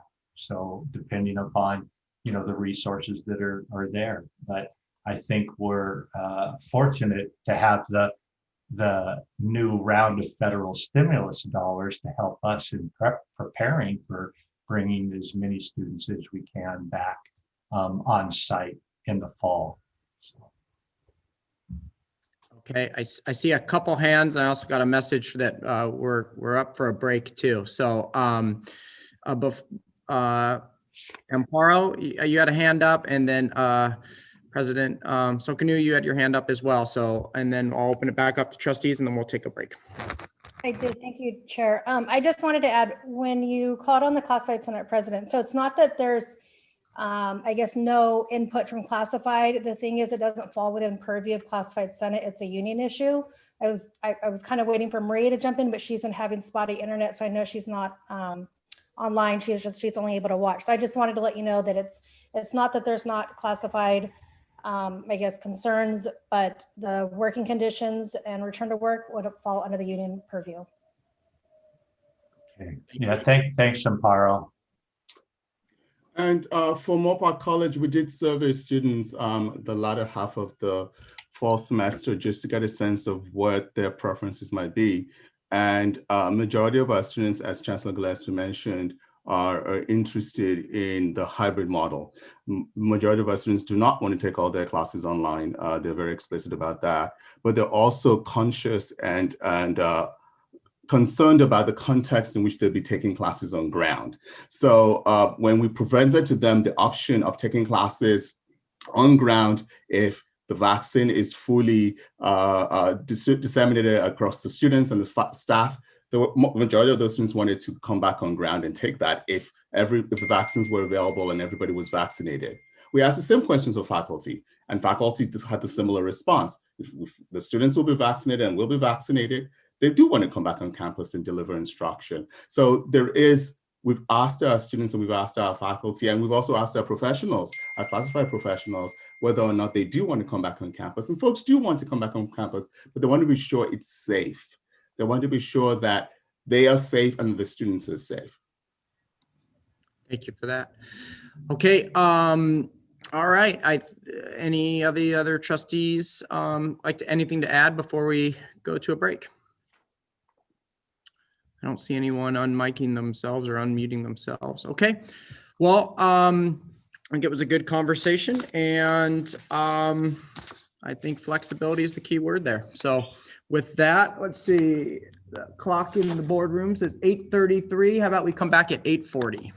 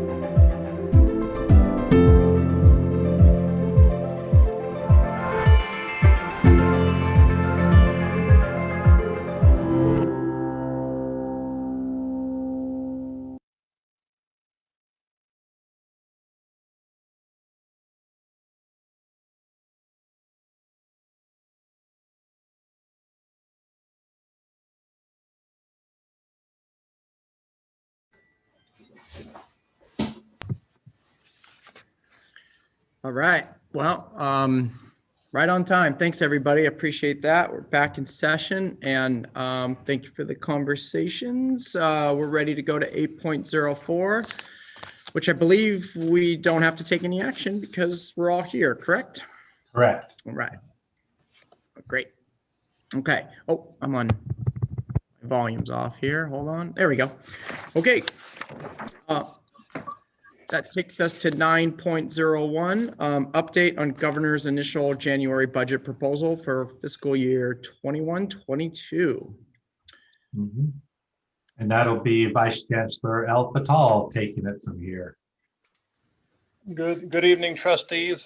Just on the first note, my dark virtual background is in honor of folks who've lost their power today and may be out for a couple of days. So it's pitch black out there, and this picture wasn't from today, but I don't know how bright the moon is, but it's obviously difficult for a lot of people. This is just a high-level overview of the governor's January budget proposal. Trustee Torres happened to mention several things about it today from the legislative webinar that she attended today. So she'll see some of the things, and I'm sure other trustees will also see some things that you're already familiar with.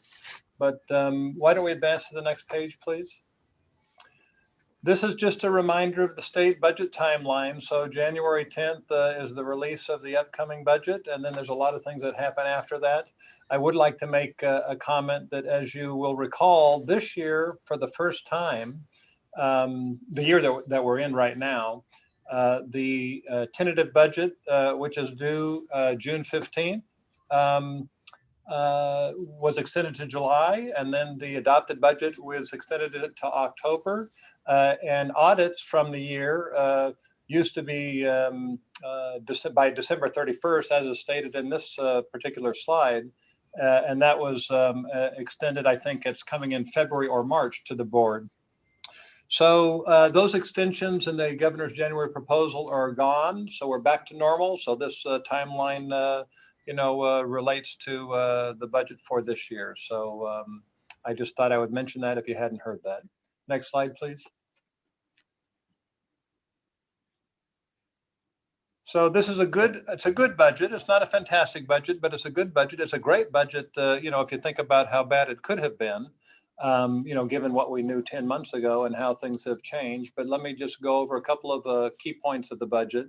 There's a slight increase in the overall budget to $227 billion. That includes restricted funds. On the unrestricted side, it increased by about $8.6 billion, or 5.5%, to $164.5 billion. But of the $227.2 billion, $15.5 billion is a windfall of one-time resources, primarily from the stock market and from the sales of stock from the tech market is booming, as you know, based on this Zoom call and all kinds of other tech. So there have been winners and losers on both sides, but we have a one-time windfall. And also, I just want to talk briefly about a K-shaped recovery to an E-shaped recovery. And K-shaped, what's happening is professionals, they're benefiting, right? People who can come to work, who can work remotely, whatever those positions are, and then everyone else is really impacted in a dramatic, draconian way.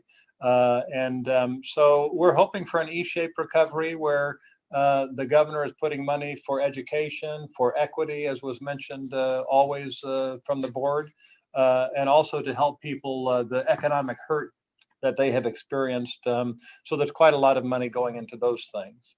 And then the governor's budget also maintains the state commitments to pay down the liabilities. And one of the main liabilities is the deferrals that they had put in their last year's budget.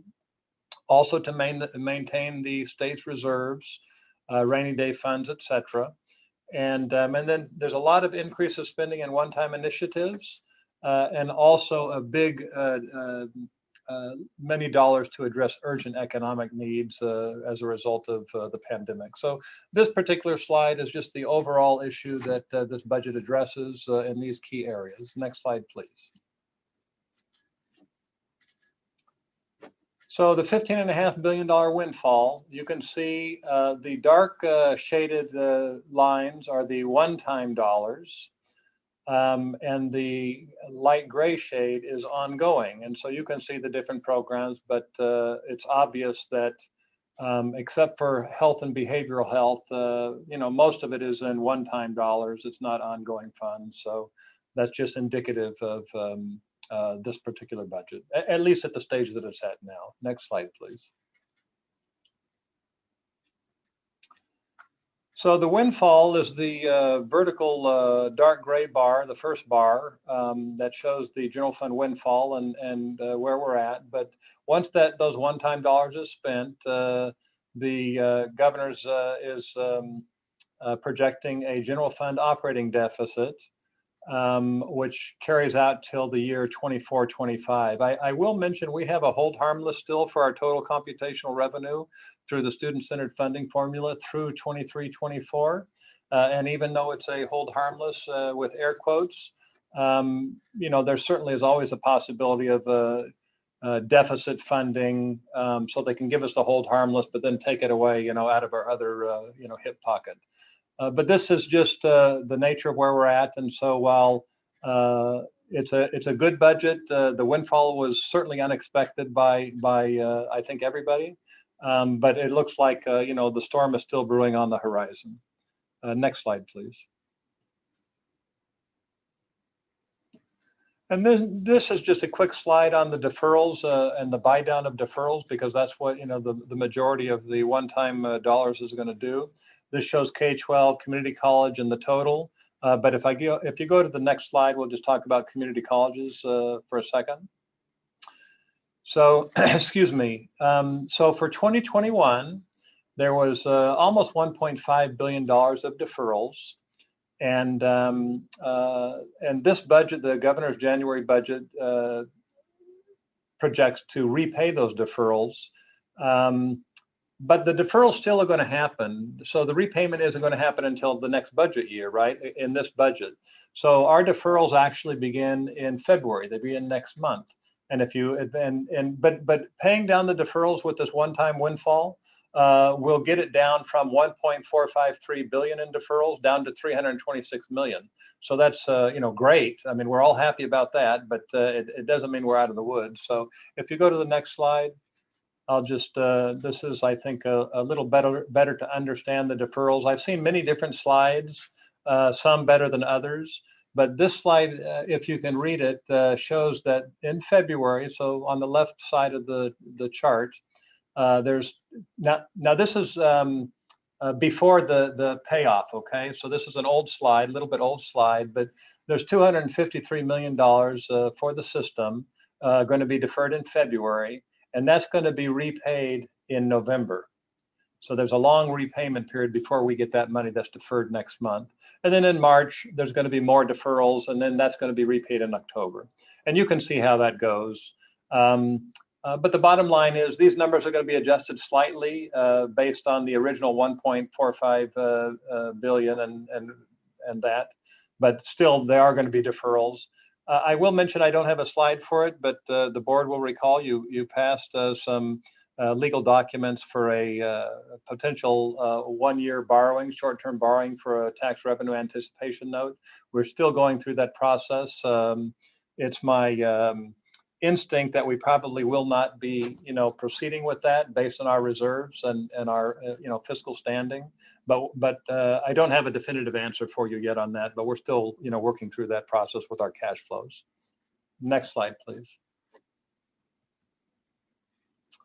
So this is part of the governor's budget to get money out quickly in an early action plan. And the first couple of lines are for K-12. So for K-12, there's $4.5 billion and $2 billion to expand learning and academic intervention and in-person instruction grants. For the community colleges, there's $100 million in emergency student financial assistance grants. So that's great news, direct for students. And then there's also, and Trustee Torres, I think, mentioned this earlier, one-time resources of $20 million for retention and re-enrollment strategies including let's engage former students who may have withdrawn or who are hesitant to come back and enroll due to impacts of COVID, as President Sokonu mentioned. So we still have to go through our processes, and I don't know if these discussions have started in the last 3 or 4 days, but those are heavy discussions that need to occur. And at least we have some funds to help with that process, in addition to whatever our normal budgeting process is. Next slide, please. This is just a listing of the ongoing dollars. So for community colleges, it's 1.5% for COLA. SCFF, of course, is the student-centered funding formula. And I just want to mention, on the footnote, we have 1.5% COLA. K-12 that's been announced is 3.84%. So I know that a lot of people are going to have questions because that's very odd. This is, I think, the first time it has happened that way in a long time. And it has to do with the implementation of the local control funding formula in Prop 98. And so K-12, this 3.84% COLA is the 1.5% that we're getting, but also it's a payback with compounded value for the COLA that the state did not provide in 2021. So that has to do with legislation that, usually, well, we're with K-12, we're hybrid, right? We started out as a K-12, part of the K-12 system, but in legislation that issue only applied to K-12, not to the community colleges. So there'll be some advocacy to correct that, but we often advocate for things that, don't always, come in. But you can see there's dollars for increased access to online technology and mental health services. And there's pages and pages of detail, but these are just the high-level summary items. Money to expand California apprenticeships. There's some enrollment growth money for additional access for students. There's COLA for some categorical programs, not all, and that's generally how it works. And also there's dollars to invest in the online education ecosystem and the infrastructure. And then the last item there is, increased cost for broadband, which certainly is tied to online education or can be in different ways. Next slide, please. And then here is one-time dollars, excuse me. So 250 million for emergency financial assistance grants to students. That's a healthy amount of money for sure. 100 million to address students' basic needs related to food and housing insecurity. 20 million, I already mentioned that, about supporting retention and enrollment strategies. 20 million, you can read them all. I don't have to, walk you through it, but there's certainly dollars for professional development for faculty and dollars for expanding zero textbook cost pathways.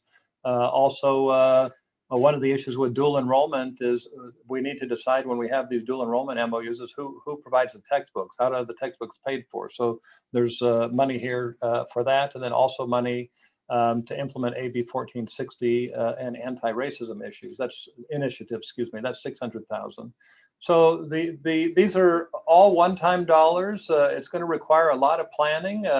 We're interested in spending the money. And not having it carry over from year to year. And there's a lot of details behind that, but there's a lot of work in front of us in the next few months because certainly some of these things will stay. I don't think they'll, all disappear, and I don't know whether any of them will disappear. That will, time will tell as we go through the legislative process with the budget. Next slide, please. So this is just a little bit more detail on the call to action, the $600,000 that I had mentioned, and also Trustee Torres had mentioned earlier about action plans to close equity gaps. And so we are going to be expected to draft actionable plans to close equity gaps, and that will be a condition of receiving COLA. So we certainly have done a lot of work in that area, and I don't know that it's going to be that complicated to put the actual plans together. Maybe they're already together in some form, but it's interesting that it is tied to COLA, and we certainly would appreciate and like to receive COLA to increase our revenue so that we can serve more students, etc. Next slide, please. Here's just more of the dollars. more detail of the slide, a couple slides above, and I just wanted to provide you with that information. Next slide. And again, I think you've received, maybe the chancellor sent you, a 30-page document that, you may have gone through or not, but there's a lot of details in some of those documents. And there's been some confusing information coming out since the budget was released. Matter of fact, I was on the webinar. I don't know how many trustees were, but I was on the webinar this afternoon, and they shared a little bit of information, a little differently than some of the other webinars that have come out, and different conversations and different documents. So the information, I think, is getting finalized and interpreted and so on. And I'm sure there's going to be trailer bills coming out on some of them also. I think Chancellor Gillespie mentioned this first bullet about districts to be required to maintain a number of online courses that's higher than what was offered in 1819. And also establishment of dual admission process between us and the Cal States and UCs. And you can see, actually the last bullet is interesting, I suppose, and we've been moving toward that. All higher ed segments to adopt a common learning system such as Canvas.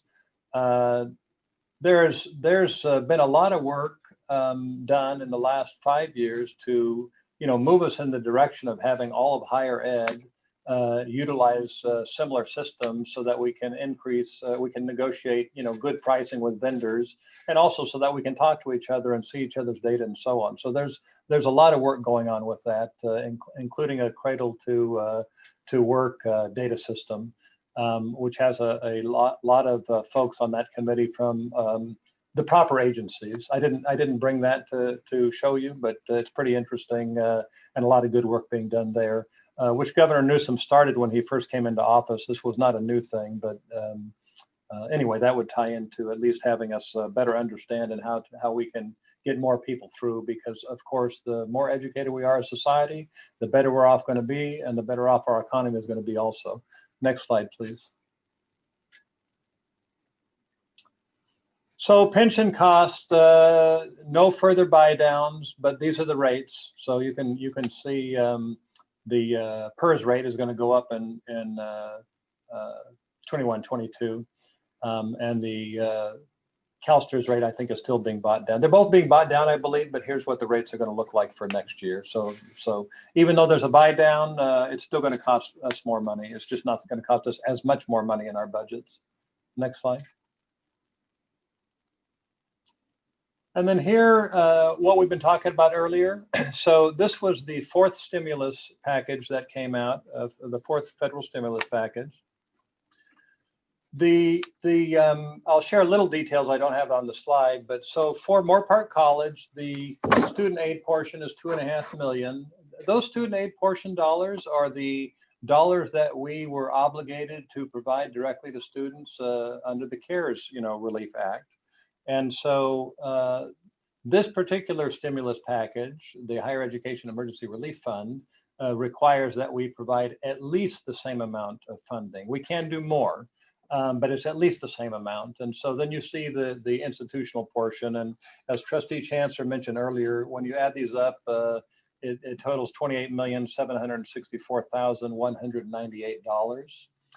It's a substantial amount of money. I will comment that for Moorpark, Moorpark's operating budget, which you see on the pie charts when I present the adopted budget and the tentative budget, Moorpark is about $66 million. This is unrestricted general fund. This $10.5 million that's set aside for Moorpark through this federal stimulus package is about 16% of their overall budget. For Oxnard, it's about 22%, and for Ventura, it's about 19%. So it's a substantial amount of money that we need to use wisely and properly, and get it to work for us, for these students, before we lose, students for another couple of years. Just as in K-12, a generation of students, who knows how all of that will turn out in the end. But even though it's a lot of money, it can also be spent fast, depending on how it's spent, right? So those are issues that we have to work through the process. I will say also, just to stay on this slide for another minute. So these dollars come from mostly they're coming out of Pell metrics regarding Pell. Some are non-Pell for FTE, but that's only 11.5% of where these dollars came from. Last year we saw a similar package, and it never passed, but it had like for Moore Park College, for instance, with a $66 million budget. That federal package showed that they would receive 50 or 60 million in federal stimulus. So that never washed. There was a lot of money. I was surprised when I first saw this package that, well, this looks like something similar to the previous year because it was so much dollars, but it passed. It's fantastic. So we're going to do what we can to use it well and on the right things. I will just make a few comments. So allowable uses are interesting. So for the last stimulus, we could not use, and there was some complexity to it, but in the end, we could not use any of the funding for lost revenue. But here we can use this money for lost revenue or reimbursements for expenses that have already incurred. I think there's a recent date prior to the money, flowing through to us. And then for technology costs associated with the transition for distance ed, faculty and staff training, payroll, etc. So there's in many cases more allowable uses than previous, and also like the CARES Act, this bill does not restrict us from using aid to students based on immigration status. So that's also another great thing. So we have, much work to do. There's still more details going to be coming out on this, but, we'll work through those and we'll bring them forward to the board, as we can. And I think as has been committed to for the February meeting, I think I heard February and March, but certainly we'll bring some things forward in February with a little bit more detail. And I don't know if there's another slide. Can you advance if there is one? I guess there's not. So that's high level overview. I hope it was a little bit helpful. So we're all happy about the budget. It could have been much worse. I'd be happy to answer any questions that you might have, or try to anyway. Okay, thank you for that report. Vice Chair McKay, do you have any questions or comments? Okay, I think that was now. Okay, great. Thank you. Trustee Mantooth. No questions per se, but a comment on something to maybe be aware of, Mr. El Fattal. We had a briefing on the governor's proposals for K-12 recently, and with regard to the previous round of CARES Act funding that had an extension for expenditure from December 31st of 2020 to 2021, the state, who is actually the one being given that relief funding, is now saying that May will be the new deadline for expenditure, May of 2021. That may or may not apply to the community colleges, I'm not sure, but it's a little wrinkle that you might want to check into. And if they do recover the funds, they are going to redistribute them in some manner which has not been identified yet. Thank you. I had not heard that, but I know there have been some different discussions about it. So we haven't heard, but we have a budget workshop from the state tomorrow, so maybe it'll come up tomorrow. Okay, it was very first I heard was today as well. Yeah, thank you. All right, thank you, Trustee Mantooth. Trustee Perez. Okay, Trustee Torres. No, the comments I had, I made them before the presentation, so it was very well summarized from what I received from the webinar today. Excellent, thank you. And Trustee Gonzalez. Nope, I'm great, thank you.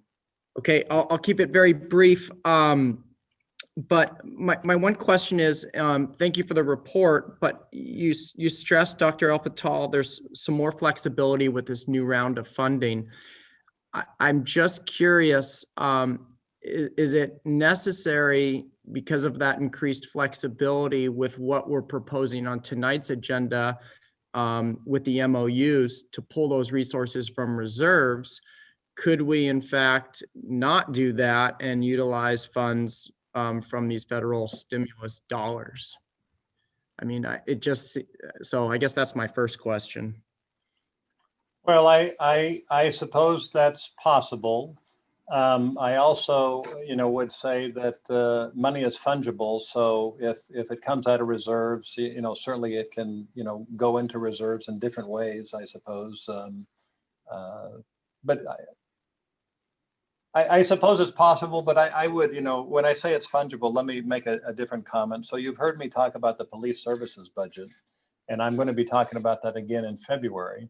And you'll recall that this board authorized, based on my recommendation or the chancellor's recommendation, we utilized, I think, $433,000. I might be off by a few thousand dollars from reserves, and we also used $433,000, I think, from the COVID-19 grant to help offset their deficit, because of parking revenues aren't coming in and et cetera, right? Because we're not charging for parking, we have no students coming. So that 860 something thousand dollars, or almost $900,000, was based on some assumptions, and some of the assumptions we made, we thought maybe in spring there would be some parking revenue coming in, right? And so that's not happening, because spring or summer, we're not going to be collecting any parking revenue. That's going to wait till fall. So we're going to be discussing, and we have been discussing actually, how are we going to fund this additional shortfall now for police services? And we've been discussing it, starting the discussions prior to this thing coming up, this fourth stimulus act. So it may well be that we utilize these dollars to cover police services, which means we wouldn't be going to reserves or asking the board to make a recommendation to use reserves. So I think the short answer is yes, it probably can be used rather than reserves. But I think there are other ways that the money can be spent or set aside that would accommodate a similar thing. So there's other ways of doing that, I think. I don't have a recommendation for you today. Okay. Okay. My other comment is, a message I still hear floating around is the 10% cut number, right? And for the planning stages. And I know that number for the last fiscal year has been floating around. I'm just concerned about that as we have this windfall of funds. And I know there's some uncertainty year 2 and 3 and maybe 4, but I guess I'll just repeat my philosophy, and that is that when we don't spend the dollars we have here and now, it's a missed opportunity that we can never pay back, or we can never do over with our students. So as we have our students here and now, if the culture is we're still holding back funds, even though we have this windfall of funds coming in, and not throwing everything we have at our students that is in a responsible manner to make sure they have the best educational experience possible,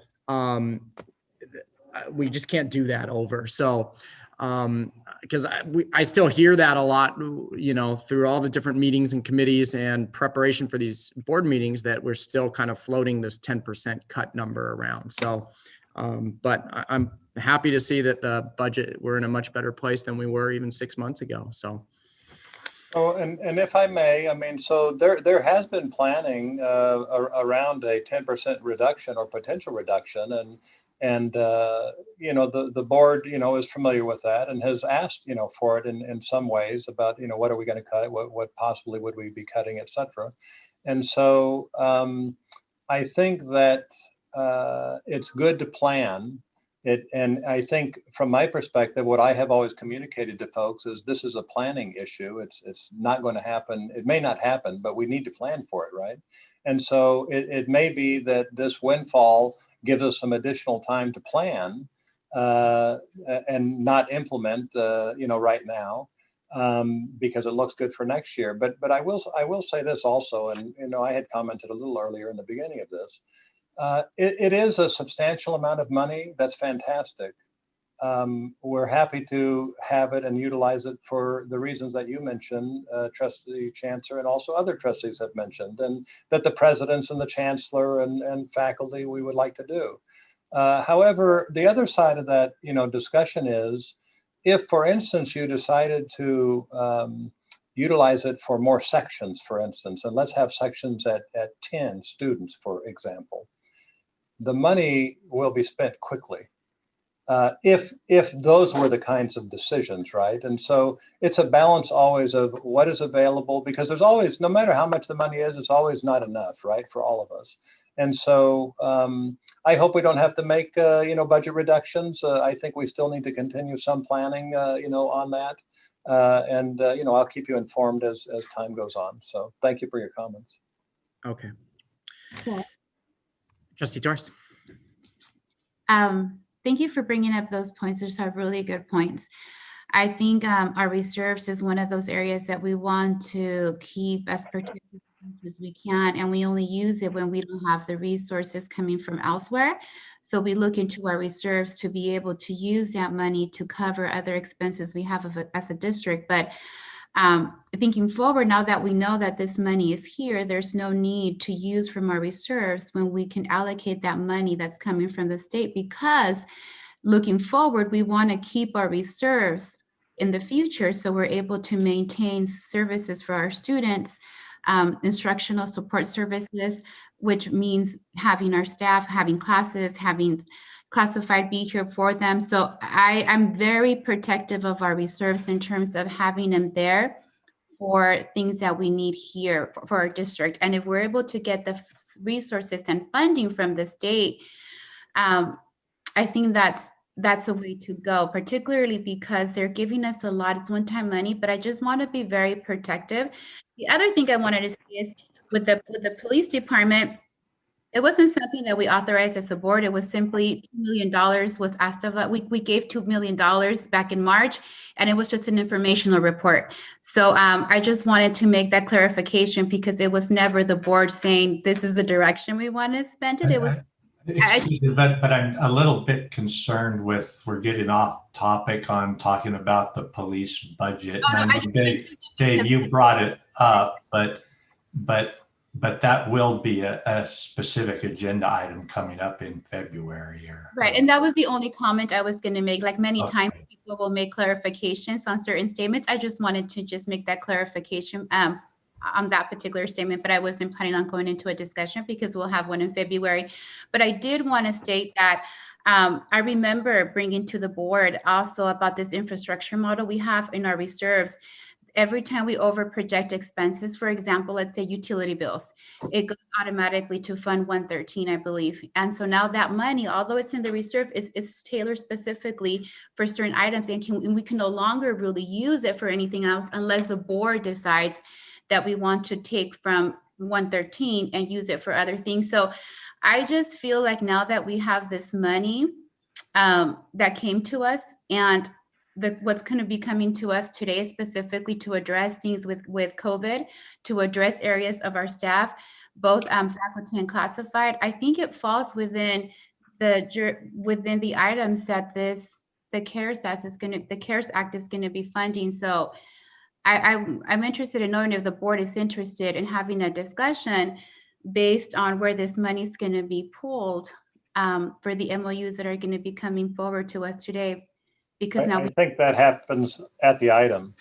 At the item? Yeah, okay.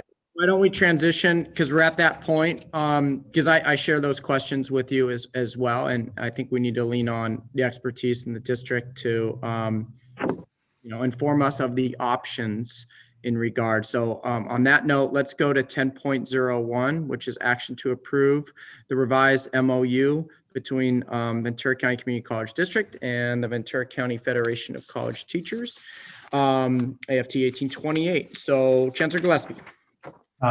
Yes, I'll turn it over to Vice Chancellor Barroso, as I know she's worked with the unions on both this and the next item there. So Laura, you could provide a brief overview.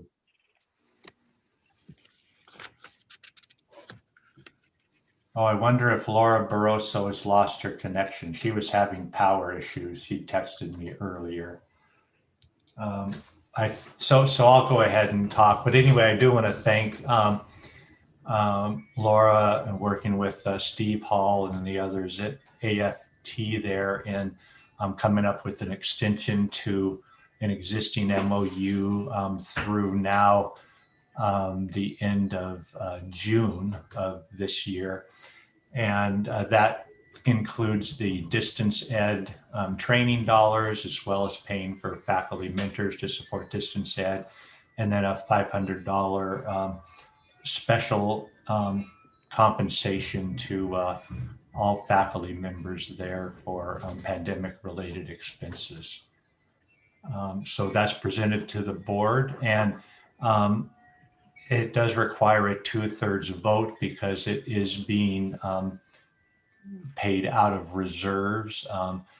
And because of the discussion that happened earlier, and this will follow with the next two items, Dave may want to comment just on the administrative recommendation to use reserves rather than other funds. I can comment now, or I can wait for a board discussion, either way. Yeah, let's wait for board discussion, because Chair, you may want to go ahead with your motion and second. And because it would seem to, Chair. Well, because this, correct me if I'm wrong, but because this is a clarifying question, I would prefer to have the funding source of this sort of explored before we get into a first and second to talk about the merits of the items. So I don't know if you concur with that, Vice Chair McKay, but I think it could be briefly done before we get to a motion. No, I think it can, because then I think we can talk about all three in one motion, because we should talk about the funding source. And then I also think, though, that we can have our meeting in February and reverse the funding source if necessary. Okay. Okay, so Dr. Al-Fattal, I guess I'll summarize the question. Can we use, and I know there's a new term for it, but I'll just simplify it, the new federal funding coming, I think it's federal, the new funding source in response to COVID for these MOUs. And if you don't know now, that's okay. And can we approve this without determining the funding source? In other words, not pulling from reserves at this point in time. So I don't know the answer to the question, and I would need to spend some more time, getting the answer. I do have a recommendation, however, after the last, 30 seconds went by, and I thought I would still recommend, and of course I haven't discussed it with the chancellor, but I would still recommend utilizing reserves. And as I mentioned, fungible, I would rather, or utilize reserves, or utilize, if you don't want to use reserves, we can utilize the money from the STRS PERS. Is $1 million in STRS PERS, which is a designated account for the board. Or we can utilize funds from Fund 113. I would rather do it that way than, as the board has discussed, maybe stopping, money flowing into 113 for a year possibly, and so on. But I think, and the chancellor may want to make a comment. I think it's important to approve these today, regardless of the funding source. But I don't have the answer for whether the Federal Stimulus Act, the new one, will appropriately can appropriately be utilized for it. But I think there are different sources of revenue that we can use in designated reserves or reserves. Okay, I guess my follow-up to that very briefly is our reserves are general fund dollars. They can be used for anything. These stimulus dollars are, I don't want to call them restricted, and they may not be, or maybe they are, but they do have some parameters or guardrails. If what is in the language of our MOU fulfills this new round of dollars coming to our district, wouldn't it be not responsible, but wise to use those at this point in time? And I understand that we're throwing a lot of questions at you this late in the game. So maybe my follow-up question is, can we approve the MOU, which, and sort of come back in February with the funding source for this MOU? So if I could chime in here real quick. Yeah, we really do need to, would appreciate the board approving these this evening, because we do want to get the payments out to employees. That's our priority here. And we do need a funding source to do that. I recommend reserves right now, as David said, because we know we have all this one-time money coming in from the state, coming in from the federal government there, and we want to use that.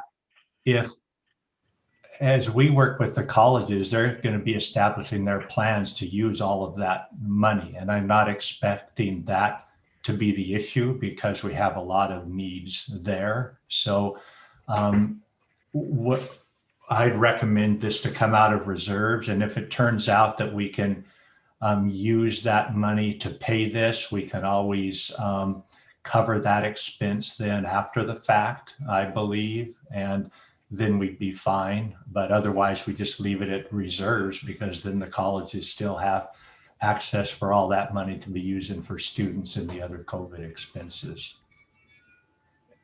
Trustee Chair Chancellor? Please, Trustee McKay. I'm just curious why you want to use that 28 million. You've been dying to get your hands on these reserves, and so why do you not want to use them now? Is that question for? It's for you. Oh, well, as I mentioned, our reserves don't have, they're unrestricted dollars. If we're receiving $28 million that are restricted in some shape or form, and these restrictions, or the language in the MOU, the needs or the costs in the MOU fulfill that, I would much prefer to use these dollars here and now that are designated for that, and use those reserves and not have restrictions, or as many restrictions for the large reserve that we have. So that's my reasoning on it. It just seems like a prudent, wise thing to do for me. Well, I guess for me, it's just, I think we should just vote to do it tonight and have our February planning meeting, and we can always put the money back. Is that said in the form of a motion? Yeah, I mean, I would move approval of all three of 10.01, 02, and 03. Chair, I will second that motion. Okay, we have a first and a second. Any questions? Oh, Chair. Trustee Torres. How would that work, put it back? Because after listening to Chair Chancellor, so the way I understand it, budgets, and you can, correct me if I misunderstand, but I look at it as we were going to use from our reserves because we didn't have anywhere else to pull from. And our reserves, that's unrestricted money. So the reserve is money that as a district, as a board, we can decide how we're going to utilize it because it's unrestricted money. Yeah, now, some that's restricted. And there's some that's restricted, true. We have that because of the funds we've created within our reserve as a board through policy. But then when there's the stimulus is very specific to what is going to be funded. It's going to be funded. And so one of the areas, just on the report that was presented tonight, there's professional development for faculty included in there. And so what we're using the money for reserves right now is to compensate all of our staff for expenses they've incurred because of COVID. So it's very related to COVID. And so we have now money that we didn't know was coming to us. When these MOUs were drafted and when discussions took place, we wanted to compensate all of our staff for everything, all their expenses they've incurred. And so we were going to use reserves. But now what was presented to us is we have stimulus money that's tailored for COVID, for anything related to COVID. And so I'm thinking, okay, I can use now because I want to keep as much unrestricted money in my reserve to use in the future, because also in the report that was presented to us tonight, we see that there's going to be a lot of one-time money maybe this year but then the following subsequent years, it's not going to be there. And so we're looking into keeping all of the services, all of the classes for our students. And that's where we use money from our reserves to, if we don't have certain money coming up. Do we have the 28 million yet? No. No, and the other thing, the other can't thing spend is we don't even know if these new funds, if this would be an allowable expense. With the current care funds, we couldn't reimburse employees with that. If I may, Chair Chancellor. So I believe probably the faculty MOU, because of the way the MOU is structured for professional development and technology and moving people online and so on, that money probably, I say probably, I'm still would like to give you a better, answer, more definitive, but probably it can use the new stimulus money, but not classified and the administration. I still would recommend, as the Chancellor had, moving forward with using reserves. We'll bring something back in February when we have other information, and we can change that. There's an operational issue with dealing with that, but there's nothing wrong with doing that. We can bring a different recommendation forward, but I at this stage I would still recommend the reserves. I have a question, Chair, for Dr. El-Fattal. And that maybe just, can you elaborate a little bit more on that, Dr. El-Fattal? You mentioned that you can bring it back. What do you mean by that? How would it look like? Just so I can understand a little bit better. We would bring a board item back that said, basically, we used reserves to fund these things. We found out there's another funding source that, we could have used, and we would like to do that. And we would show you what it is, and you would say yes or no. Okay.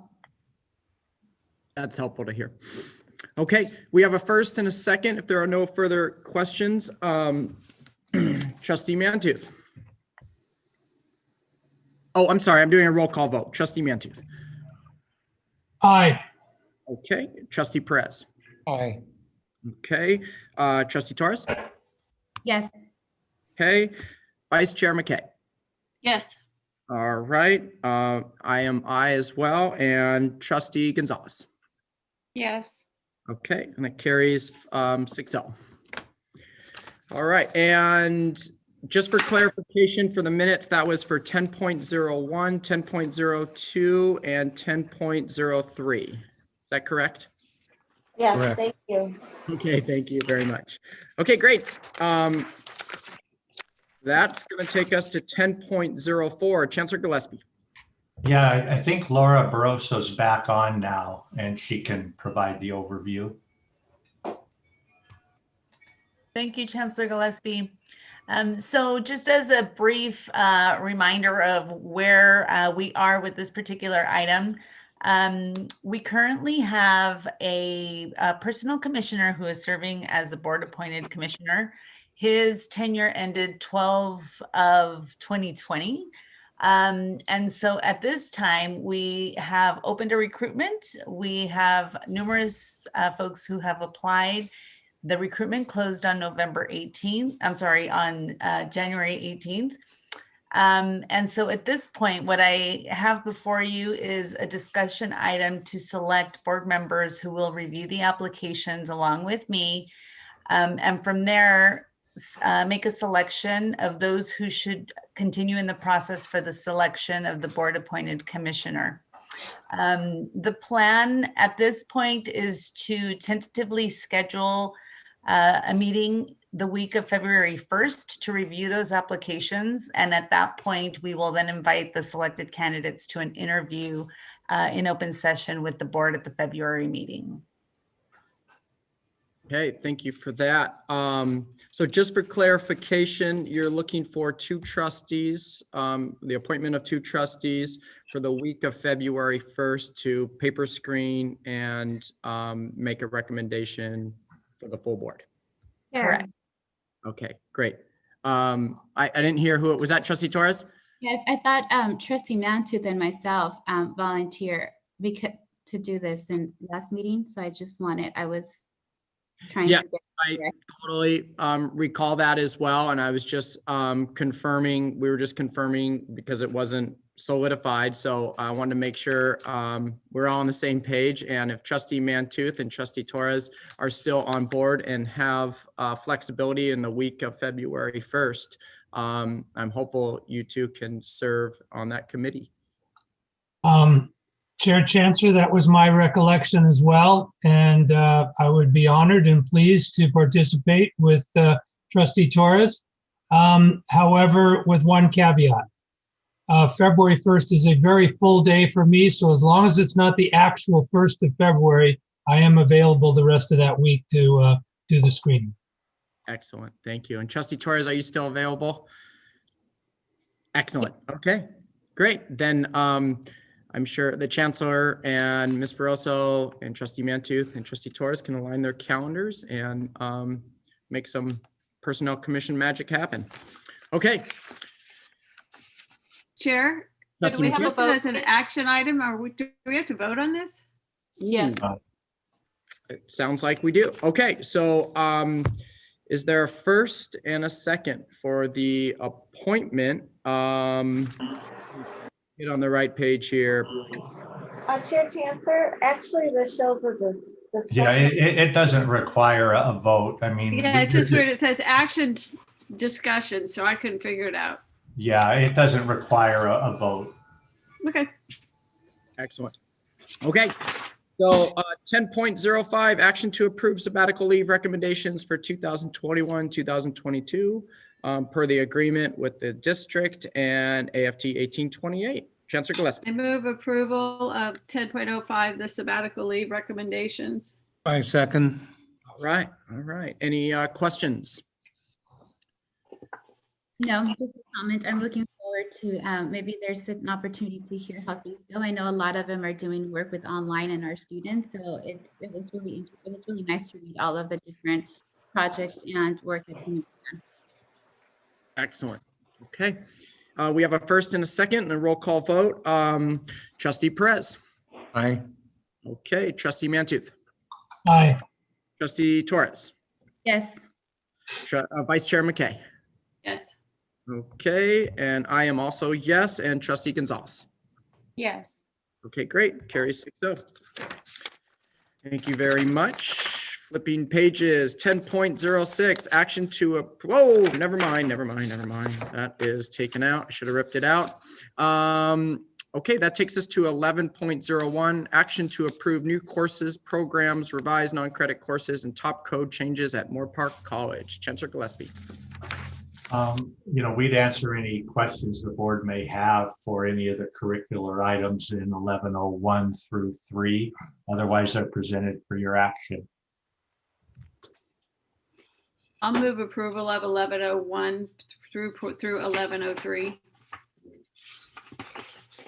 I'll second. Although is 1103 is the board policy 3430, the harassment one. Oh, it's not the 11. This is 1101, 1102. I think so, unless let me look here. Yeah, you're right. There's only 2 colleges. Okay, excellent. Yeah, I think 1103 ended up, that was the agenda change, so I missed it. Sorry about that. That's Yeah. okay. So 1101, I move approval of 1101, 1102, new courses, program revised, top changes for at Moore Park and Oxnard, I think. And I will still No, second. Ventura. Actually, all 3 colleges are on there. The Oxnard College was added to a change to the agenda. It was an added item when we sent a revised agenda. So you were voting on 01, 02, and 03. Oh. Okay. So back to my original motion of 01, 02, and 03. I'll second yet again. Okay, great. In that case, are there any questions or comments regarding these items? Okay, in that case, Trustee Mantooth. Aye. Excellent. Trustee Perez. Aye. Trustee Torres. Yes. Okay, Vice Chair McKay. Yes. I am also a yes, and Trustee Gonzalez. Yes. Okay, thank you very much. So now I'm really confused. Does that make the old 11.03 11.04 now? Yeah, 1104 is board policy 3430. Okay. All right. So I'm going to add one there. So 11.04, and this is a first reading. So we don't need a first and a second, but I will open it up if there are any comments or questions regarding this item, and it will come back at our February meeting as an action item. No questions, Chair. Okay, thank you. I just Trustee appreciate, yes, I just appreciated the response. One of the questions I had was for, oh, I've lost the number, but it's regarding the student probation dismissal. I think it's 11. Would it be 1105 now? I think it's 1105 now. That's our next item, I believe. Yes, that's our next item. So we're doing one individually, doing first reads. Okay. Okay. So, Chair Chancellor, 11 board policy 3430 is simply the addition of 2 additional categories, correct? Yes, that is correct. I believe. I'd probably lean on Chancellor Gillespie or. Yeah, we added it's ethnicity the and items immigration underlined in green there, ethnicity and immigration status, correct. Okay, can I ask a follow-up question? Please. Is it permissible with something this minor to approve a policy on first reading without having it come back if the board is in agreement? It totally is, yes. This seems very straightforward. It might be something we could act upon unless this is not an action item tonight. Did that make sense? Yeah, it made sense. I'm under my lens. I'm comfortable taking a motion, but I don't know in regards to agenda and all that if we can do it. Well, we It's marked as an have, action. It's marked as an action item. yeah, under type, it is listed as action. So if the board agrees to do it, I'd make a motion to waive the second reading and approve the board policy 3430 as revised on a first reading. Second. Okay, questions or additional questions? Good catch, Trustee Mantooth. Yes. Okay. Trustee Perez. Aye. Thank you very much. Trustee Mantooth. Aye. Trustee Torres. Yes. Thank you. Vice Chair McKay. Yes. I am also yes, and Trustee Gonzalez. Yes. All right, excellent. So that is going to take us to the old 11.04, which is 11.05 now, which is a first reading action to approve board policy 4250 probation dismissal and readmission revised. And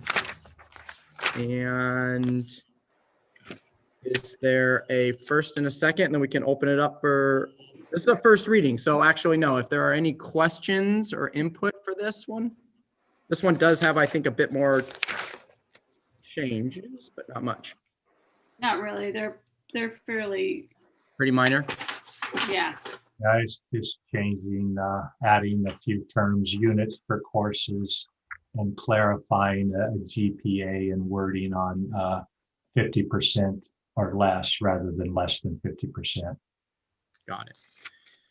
So- And I know information was sent to us because this had to do with students being placed on probation, and originally the way it was written, students had a 1.7 GPA, and I just wanted more clarification. I know the email was sent because now is my understanding that the reason, if I understood the email correctly, is the reason that this is being changed to a 2.0 as opposed to a 1.75, was that because you were trying to reach out to students and help them from preventing them actually being on probation? Because the way it's written right now, so when a student is in probation, it's going to impact their financial aid. And so at this point, if a student has a 1.75, their financial aid is impacted because they're on probation. But with this change, it's now we're moving it to a 2.0. So that means if a student has a 2.0 GPA, they're now on, the way I'm reading it, and that's why I'm hoping I'm able to get some clarity. The way I'm reading it is if a student is at a 2.0, they're already on probation, and so their financial aid will be impacted. So that's a change we're making. So is that how it's going to be carried out, or I guess I'll turn it over to Vice Chancellor Buckley because he's the one who prepared the response to the question that was emailed out to all trustees. So Vice Chancellor Buckley. A student would not be on probation if they were at a 2.0. The goal is to get them into a counselor. When they fall to 2.0, there's concern that they might go down below 2.0, in which they would lose eligibility. So the 2.0 is kind of a new yellow line to get them into the office to help them before they actually fall out of eligibility. Okay, thank you. That's how I thought I understood it in the email. I just wanted to make sure that that's what's going to happen. So thank you for mentioning, because I wanted to make sure I understood it, so I can support it.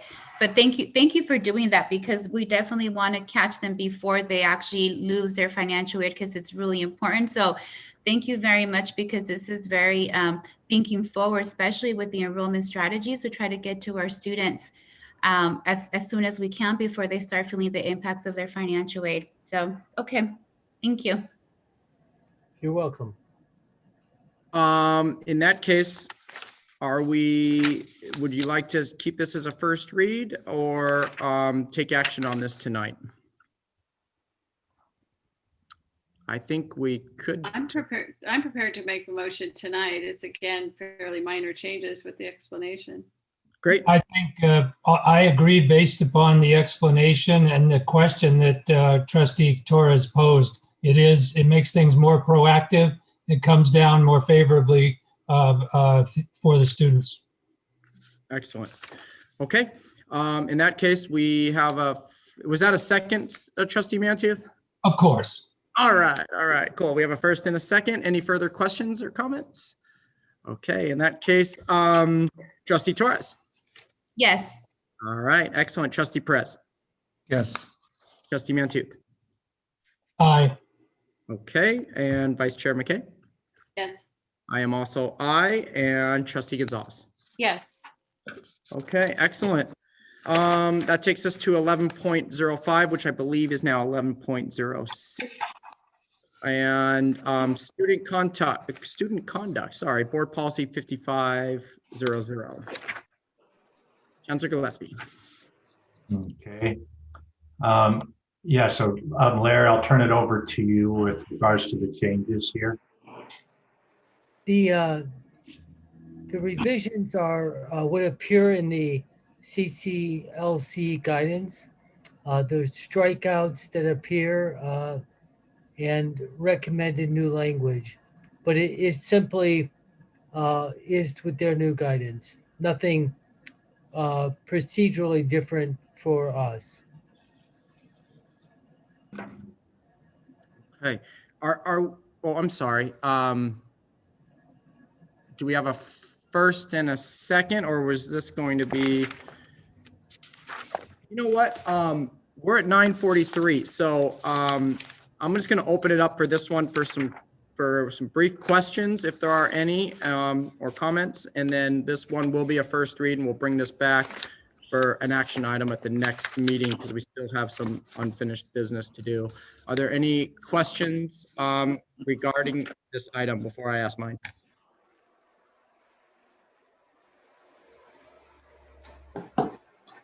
Okay, I don't see any. I was just, it seems like we're moving the heavy lifting from the BP to the AP.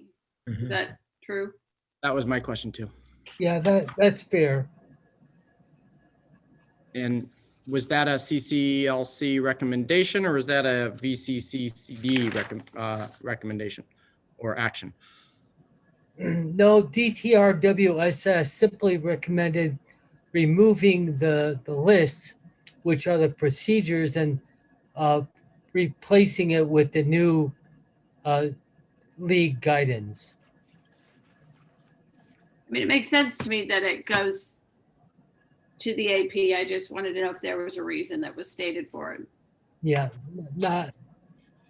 not in the guidance itself, no. Got it. Okay, are there any other further questions on this item? Looks like you have Eric's got his hand up. Eric Reese. Oh, Dr. Reese, I don't see you, but, oh, there you are. Hey, Dr. Reese. Hello, just for clarification, the same information was repeated in both the BP and AP, so just be consistent with all of our other policies. We decided just to keep the updated CCLC language in the AP and remove it from the BP. Got it. Okay, thank you for that. So in light of that clarification, if there are no further questions and it's the purview of the board, we can take a first and a second and approve this and move on to. I move approval of what is now 11:06. Second. Okay, any other further questions? Excellent. Okay, Trustee Mantooth. Aye. All right, Trustee Perez. Aye. Trustee Torres. Yes. Okay, Trustee or Vice Chair McKay. Yes. Okay, I am also a yes, and Trustee Gonzalez. Yes. Excellent. Thank you very much. All right. Do we need a break as we transition into the consent calendar, or are we good to keep going? 3 minute? Oh, I'm okay. You're okay. Keep going. Come on. Keep going. All right, let's do this. Okay, so the 12.01 consent calendar, I believe this is the time where I ask if any items are going to be pulled.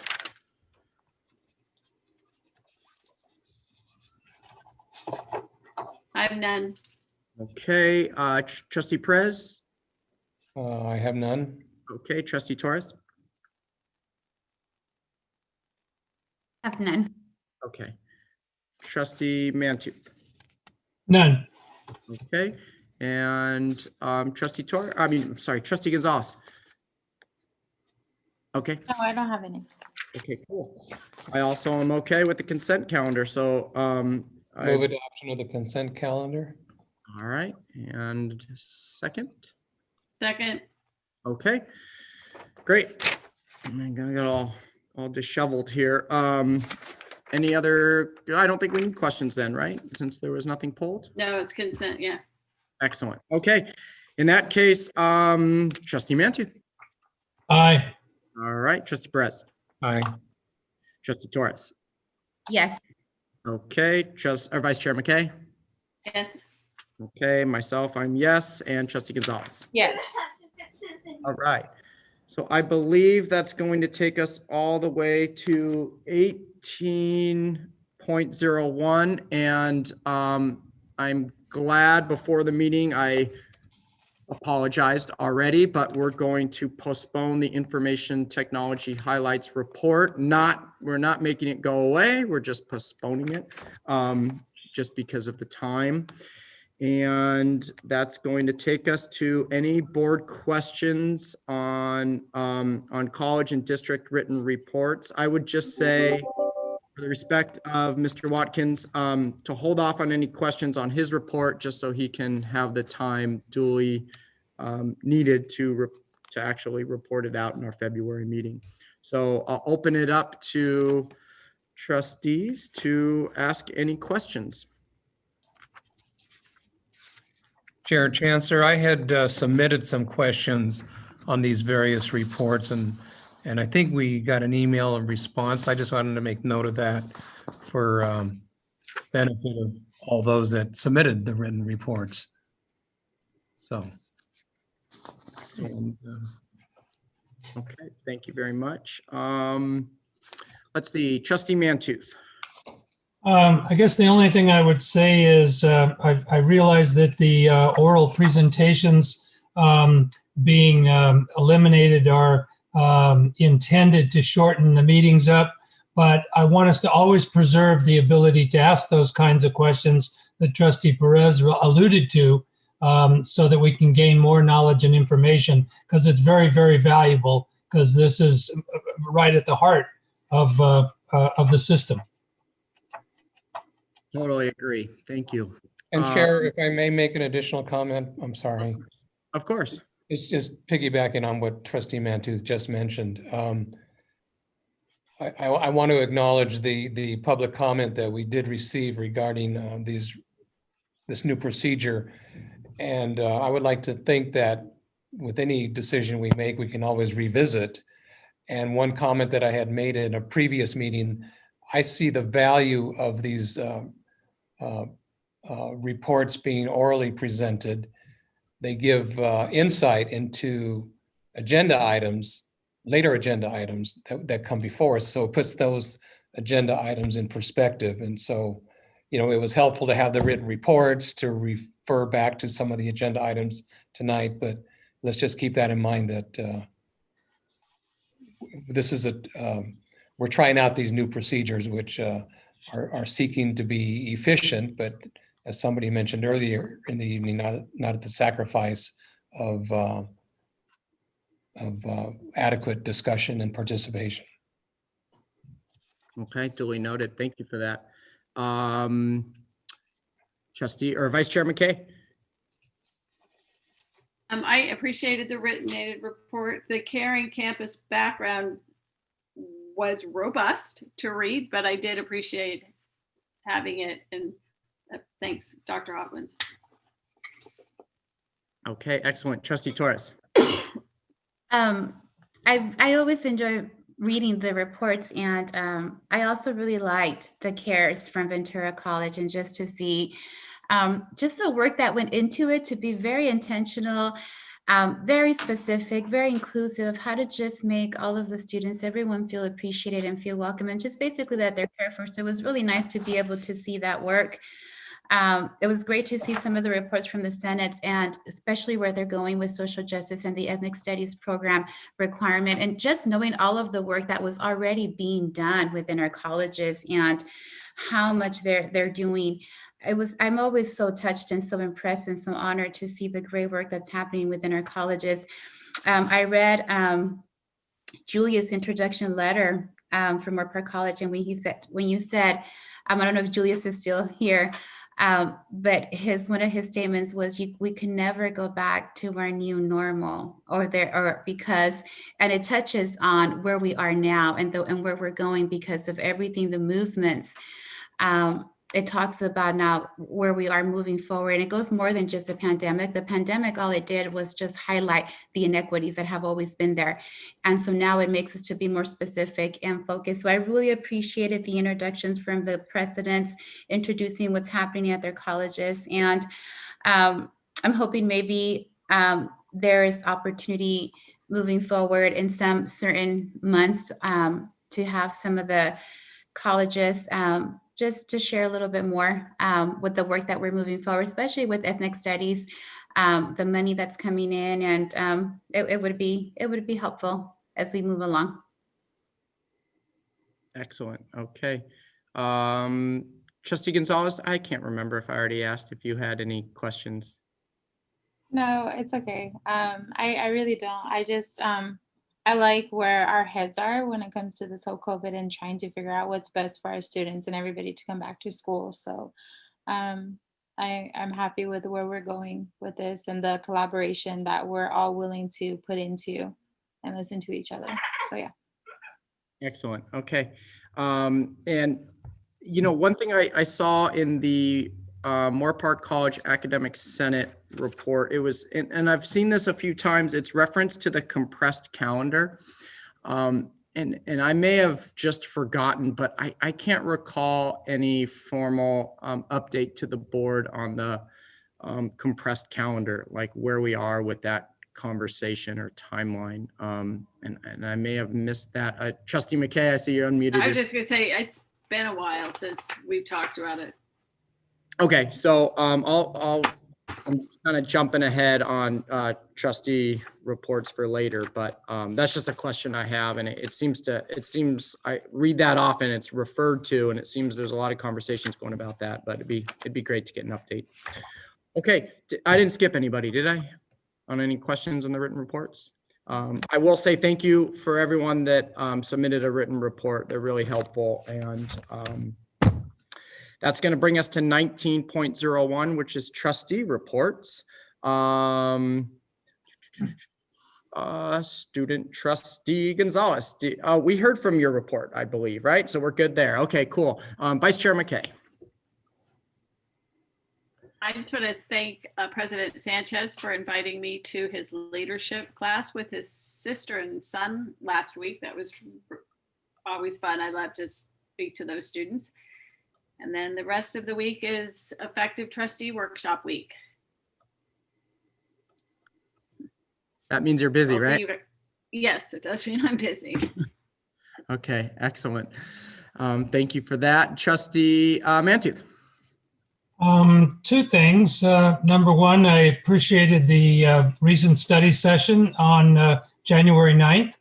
And I think that they have one of the values of a study session is allowing us to drill deeper. And when we do that and we have more transparency, we will be building more trust. So I think that's a really good sign. And I would like to applaud Chair Chancellor, even though the policy on concluding the meetings by 10 o'clock was only a first reading tonight.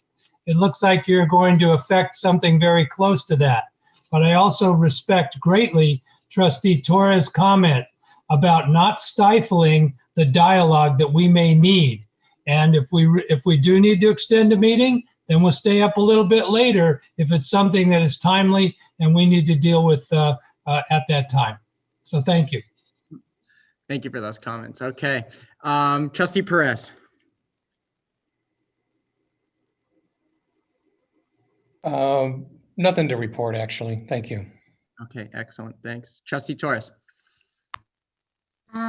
Nothing to report, just to mention, I really appreciate also our January 9th meeting coming together as a board and just doing just more work and the opportunity for us to just like dialogue and just talk. I think that's very helpful and it's beneficial. So I'm hoping we have more opportunities scheduled where we come together as a board and discuss so many things that are going to be coming our way during these times. And I feel that this might be the year where more meetings will probably be scheduled, but that's okay because there's a lot of initiatives, a lot of policy work that's coming our way. And I really value and appreciate when we have the opportunity to come together and let's just really dialogue without time constraints. So definitely looking forward to the work that's coming ahead.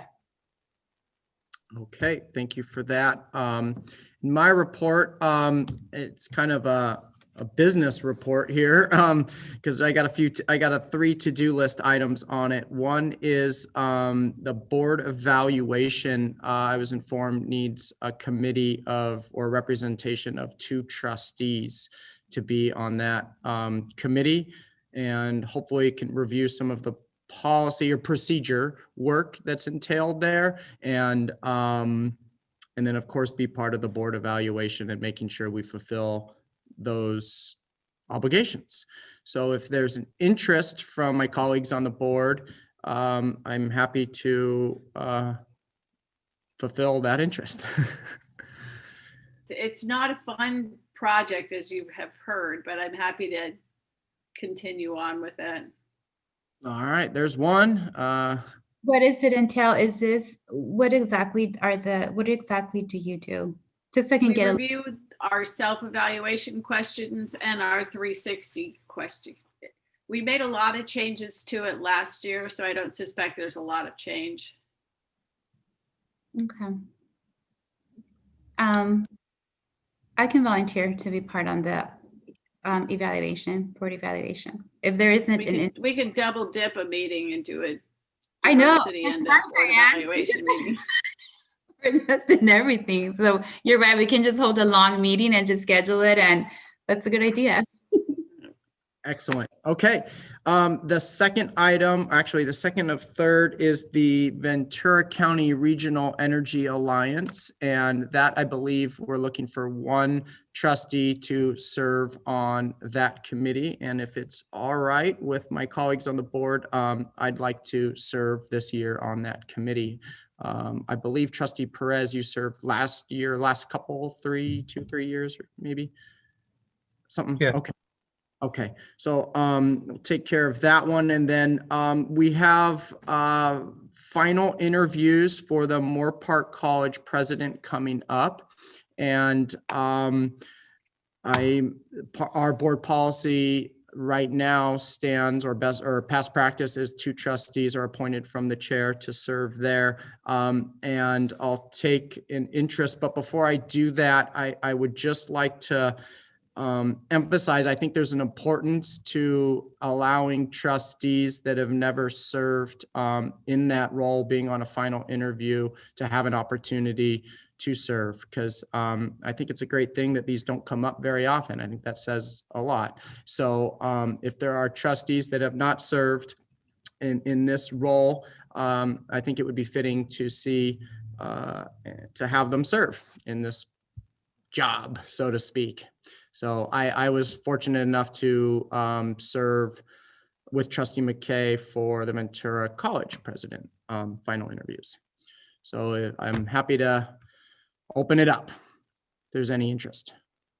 Chair Chancellor, what's the timeline on that? When would those occur? Great question.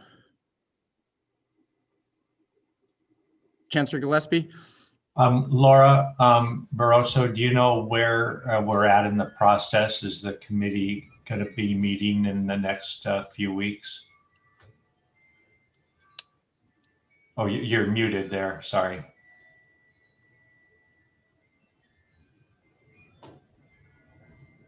I don't have the timeline, Dr. Gillespie, but I can certainly send that to you this week. Yeah. Okay. Is it scheduled to occur before our February meeting, the final interview? No. No. Okay, then we'll table that one. Think about it, and how about we get some solid dates, and we'll bring this back to our February. Chancellor? I Linda. hear. Linda Resende. Can I, we're scheduled to meet on Thursday for the first organizational meeting. Okay, I think for this is just the final interview with Chancellor Gillespie. Where the schedule will be set at Thursday's meeting. Oh, well, that makes sense. Okay, great. Then we'll bring that back to our February meeting, and we'll fulfill that job then. Sound good? Yep, that works. Okay, excellent. All right. That takes us to Chancellor Report 19.02. Yep, thank you. And I'll be quick here, but I do want to thank everyone for all their work out at the colleges and district office in getting all of our students started off for spring semester. You know, we're handling large numbers of students throughout the district, and it's going to continue to be a busy 3 months ahead, because besides working with all the online classes, online student support, and safely providing some on-site instruction, a lot of work on our upcoming budget development. And as we've all talked about, we're really fortunate to have really high amounts of some one-time dollars coming in from both the state and federal government. And we'll be working here over the next couple of months to really plan out how we'll most effectively use those dollars to serve our students and our communities there, and be bringing that back to the board. So thanks everyone for getting the spring semester off to a good start. And that wraps it up. Okay, excellent. Thank you, Chancellor Gillespie. That takes us to 19.03, future board items. And there is topics and dates there. And I think just in full transparency, I'll probably briefly ask for, along with Vice Chair McKay, briefly ask for a quick update on where we are with the reopening for fall. And if there are any comments or questions regarding this list, now would be the time, trustees, to share, or feel free to reach out to myself and Trustee McKay as we get the honor of setting the agenda with your input, of course. So don't feel obligated to have all your thoughts in order now, but if there are any comments, we're happy to take them now. Yeah, and just so you know, in February, the reserves and guiding principles, that happens at your mid-year planning session. So it's not during the board meeting. police services, I think we could handle it either one, but the AB 705 update, that'll be at your regular board meeting. Trustee Torres.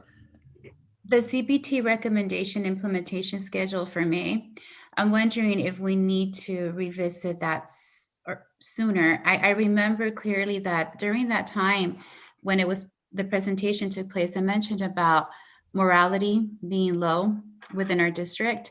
And Not morality, I'm morale. sorry, morale. Thank you. And it's not even like 12 o'clock in the morning.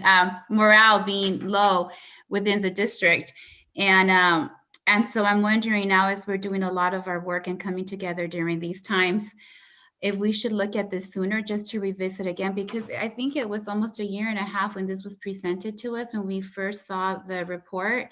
And so I think it would be helpful to see where it currently the statements again, and then as we're moving forward with policy and everything coming our way, that we're strategic. So I think it would be helpful in our planning to revisit, especially because we also have now Trustee Mantooth, who wasn't here at the time when we had the gentleman come and present. And I can't remember his name right now, Diane. You, Bryce Harris.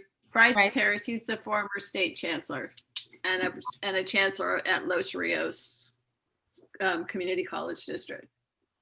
And so that was helpful, and so that's just a recommendation to consider. I think there's a lot of reason to that. So yeah, I think that makes a lot of sense. And I can of course, and Trustee Mantooth, I know it's online, but I hope that it's been forwarded to you. And if it hasn't, it's a great, 500-page document that dives pretty deep into the inner layers of our district. So that'd be a great read to send your way. I'd actually love to have Dr. Harris come back and present it and have a half-day Saturday session with him. I think that's a great idea, great approach. Okay. And 19.04, summary of staff follow-up. I'm getting tired too. Chancellor Gillespie. Yeah, the updates are provided right there in the board item. So unless there's any questions, it's there for your info. Great. Okay, which takes us to 19.05, one of my favorite parts of the meeting. But this is the part we kind of go around and evaluate our meeting. And Trustee Perez, we're in the same building, so you wanna start it off? Good meeting, good changes, adjustments, and yeah, looking forward to finding that proper balance between efficiency and brevity, and yet holds complete discussion without. I think we can make continued improvement in not in eliminating repetition. Let's put it that way. But otherwise, good meeting. Great. Okay. Trustee Mantooth. I believe that Trustee Perez covered it all with his statement. Got it. Okay. Trustee Torres. Yeah, I just wanted to acknowledge the work of the staff, because part of the reason we were able to go through this so fast was because the information was very clear. The way it was presented, answers, it was very nice. And so I wanted to also take this time to acknowledge the staff for all of your hard work, because really, if we look back to our previous meetings, it was getting to know each other. It was getting to there was a lot of questions. And so I can see that definitely the staff being able to submit reports, answer questions. And so I really wanted to acknowledge your hard work and thank you for listening, because this meeting is over much earlier, but it has to do a lot because if you notice in the consent calendar, nothing needed to be pulled out. And so that speaks a lot about the work that was submitted, everything the way it was written. So I just wanted to make sure that the staff knew that their work was noticed, and that you can also celebrate that this was also a lot due to your work. So I just wanted to make sure I mention and acknowledge them as well. All right, thank you for that. Vice Chair McKay. I think it was a great meeting. I like the speed, but I do miss seeing at least on Zoom, we're isolated enough as it is. So maybe if we can find some efficiencies, we can at least have quick reports. Okay, thank you for that. Trustee Gonzalez. I felt like everything was straightforward. It was really blunt and clear, and I think that helped a lot with moving forward in our meeting today. And everybody said what they had to say with no repetition, and it went really well. Excellent. I agree with everything said, but I also have a thank you to staff and also my colleagues for being open to a little bit of change, you know? So there were, you know, this is still a community college, Ventura County Community College District Board meeting, but there were a couple tweaks we made. So thanks for the openness to be part of that. And of course, to staff to making that happen.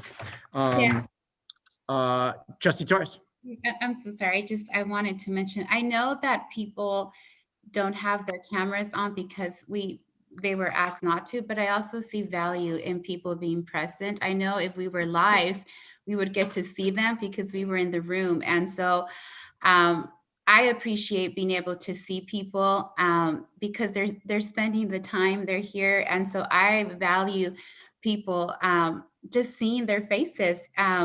And so I would love to be able to have people turn their cameras on because we're all present in the room and we get to see them. And I don't know, I think it's a sense of respect for them because their cameras are off. So they're here with us, they're listening to our conversation. And I would love to have them have their cameras on and see them, because that's how it was when it was live. And we were talking about Zoom. With Zoom, it's almost like there's this disconnect, and before we would be together in that same room. So that's just a recommendation that I think it would be, I don't know, I would appreciate it. It doesn't have to happen all the time maybe, but just something to be considered. Okay, excellent. Okay, that takes us to 20.01 and adjournment. So I guess it is approximately, this is really nice digital clock in here, approximately 10:12 and 12 seconds. I am adjourning the meeting. So thank you very much, everybody. And many of you will see you maybe at the CCLC conference. Okay, bye-bye.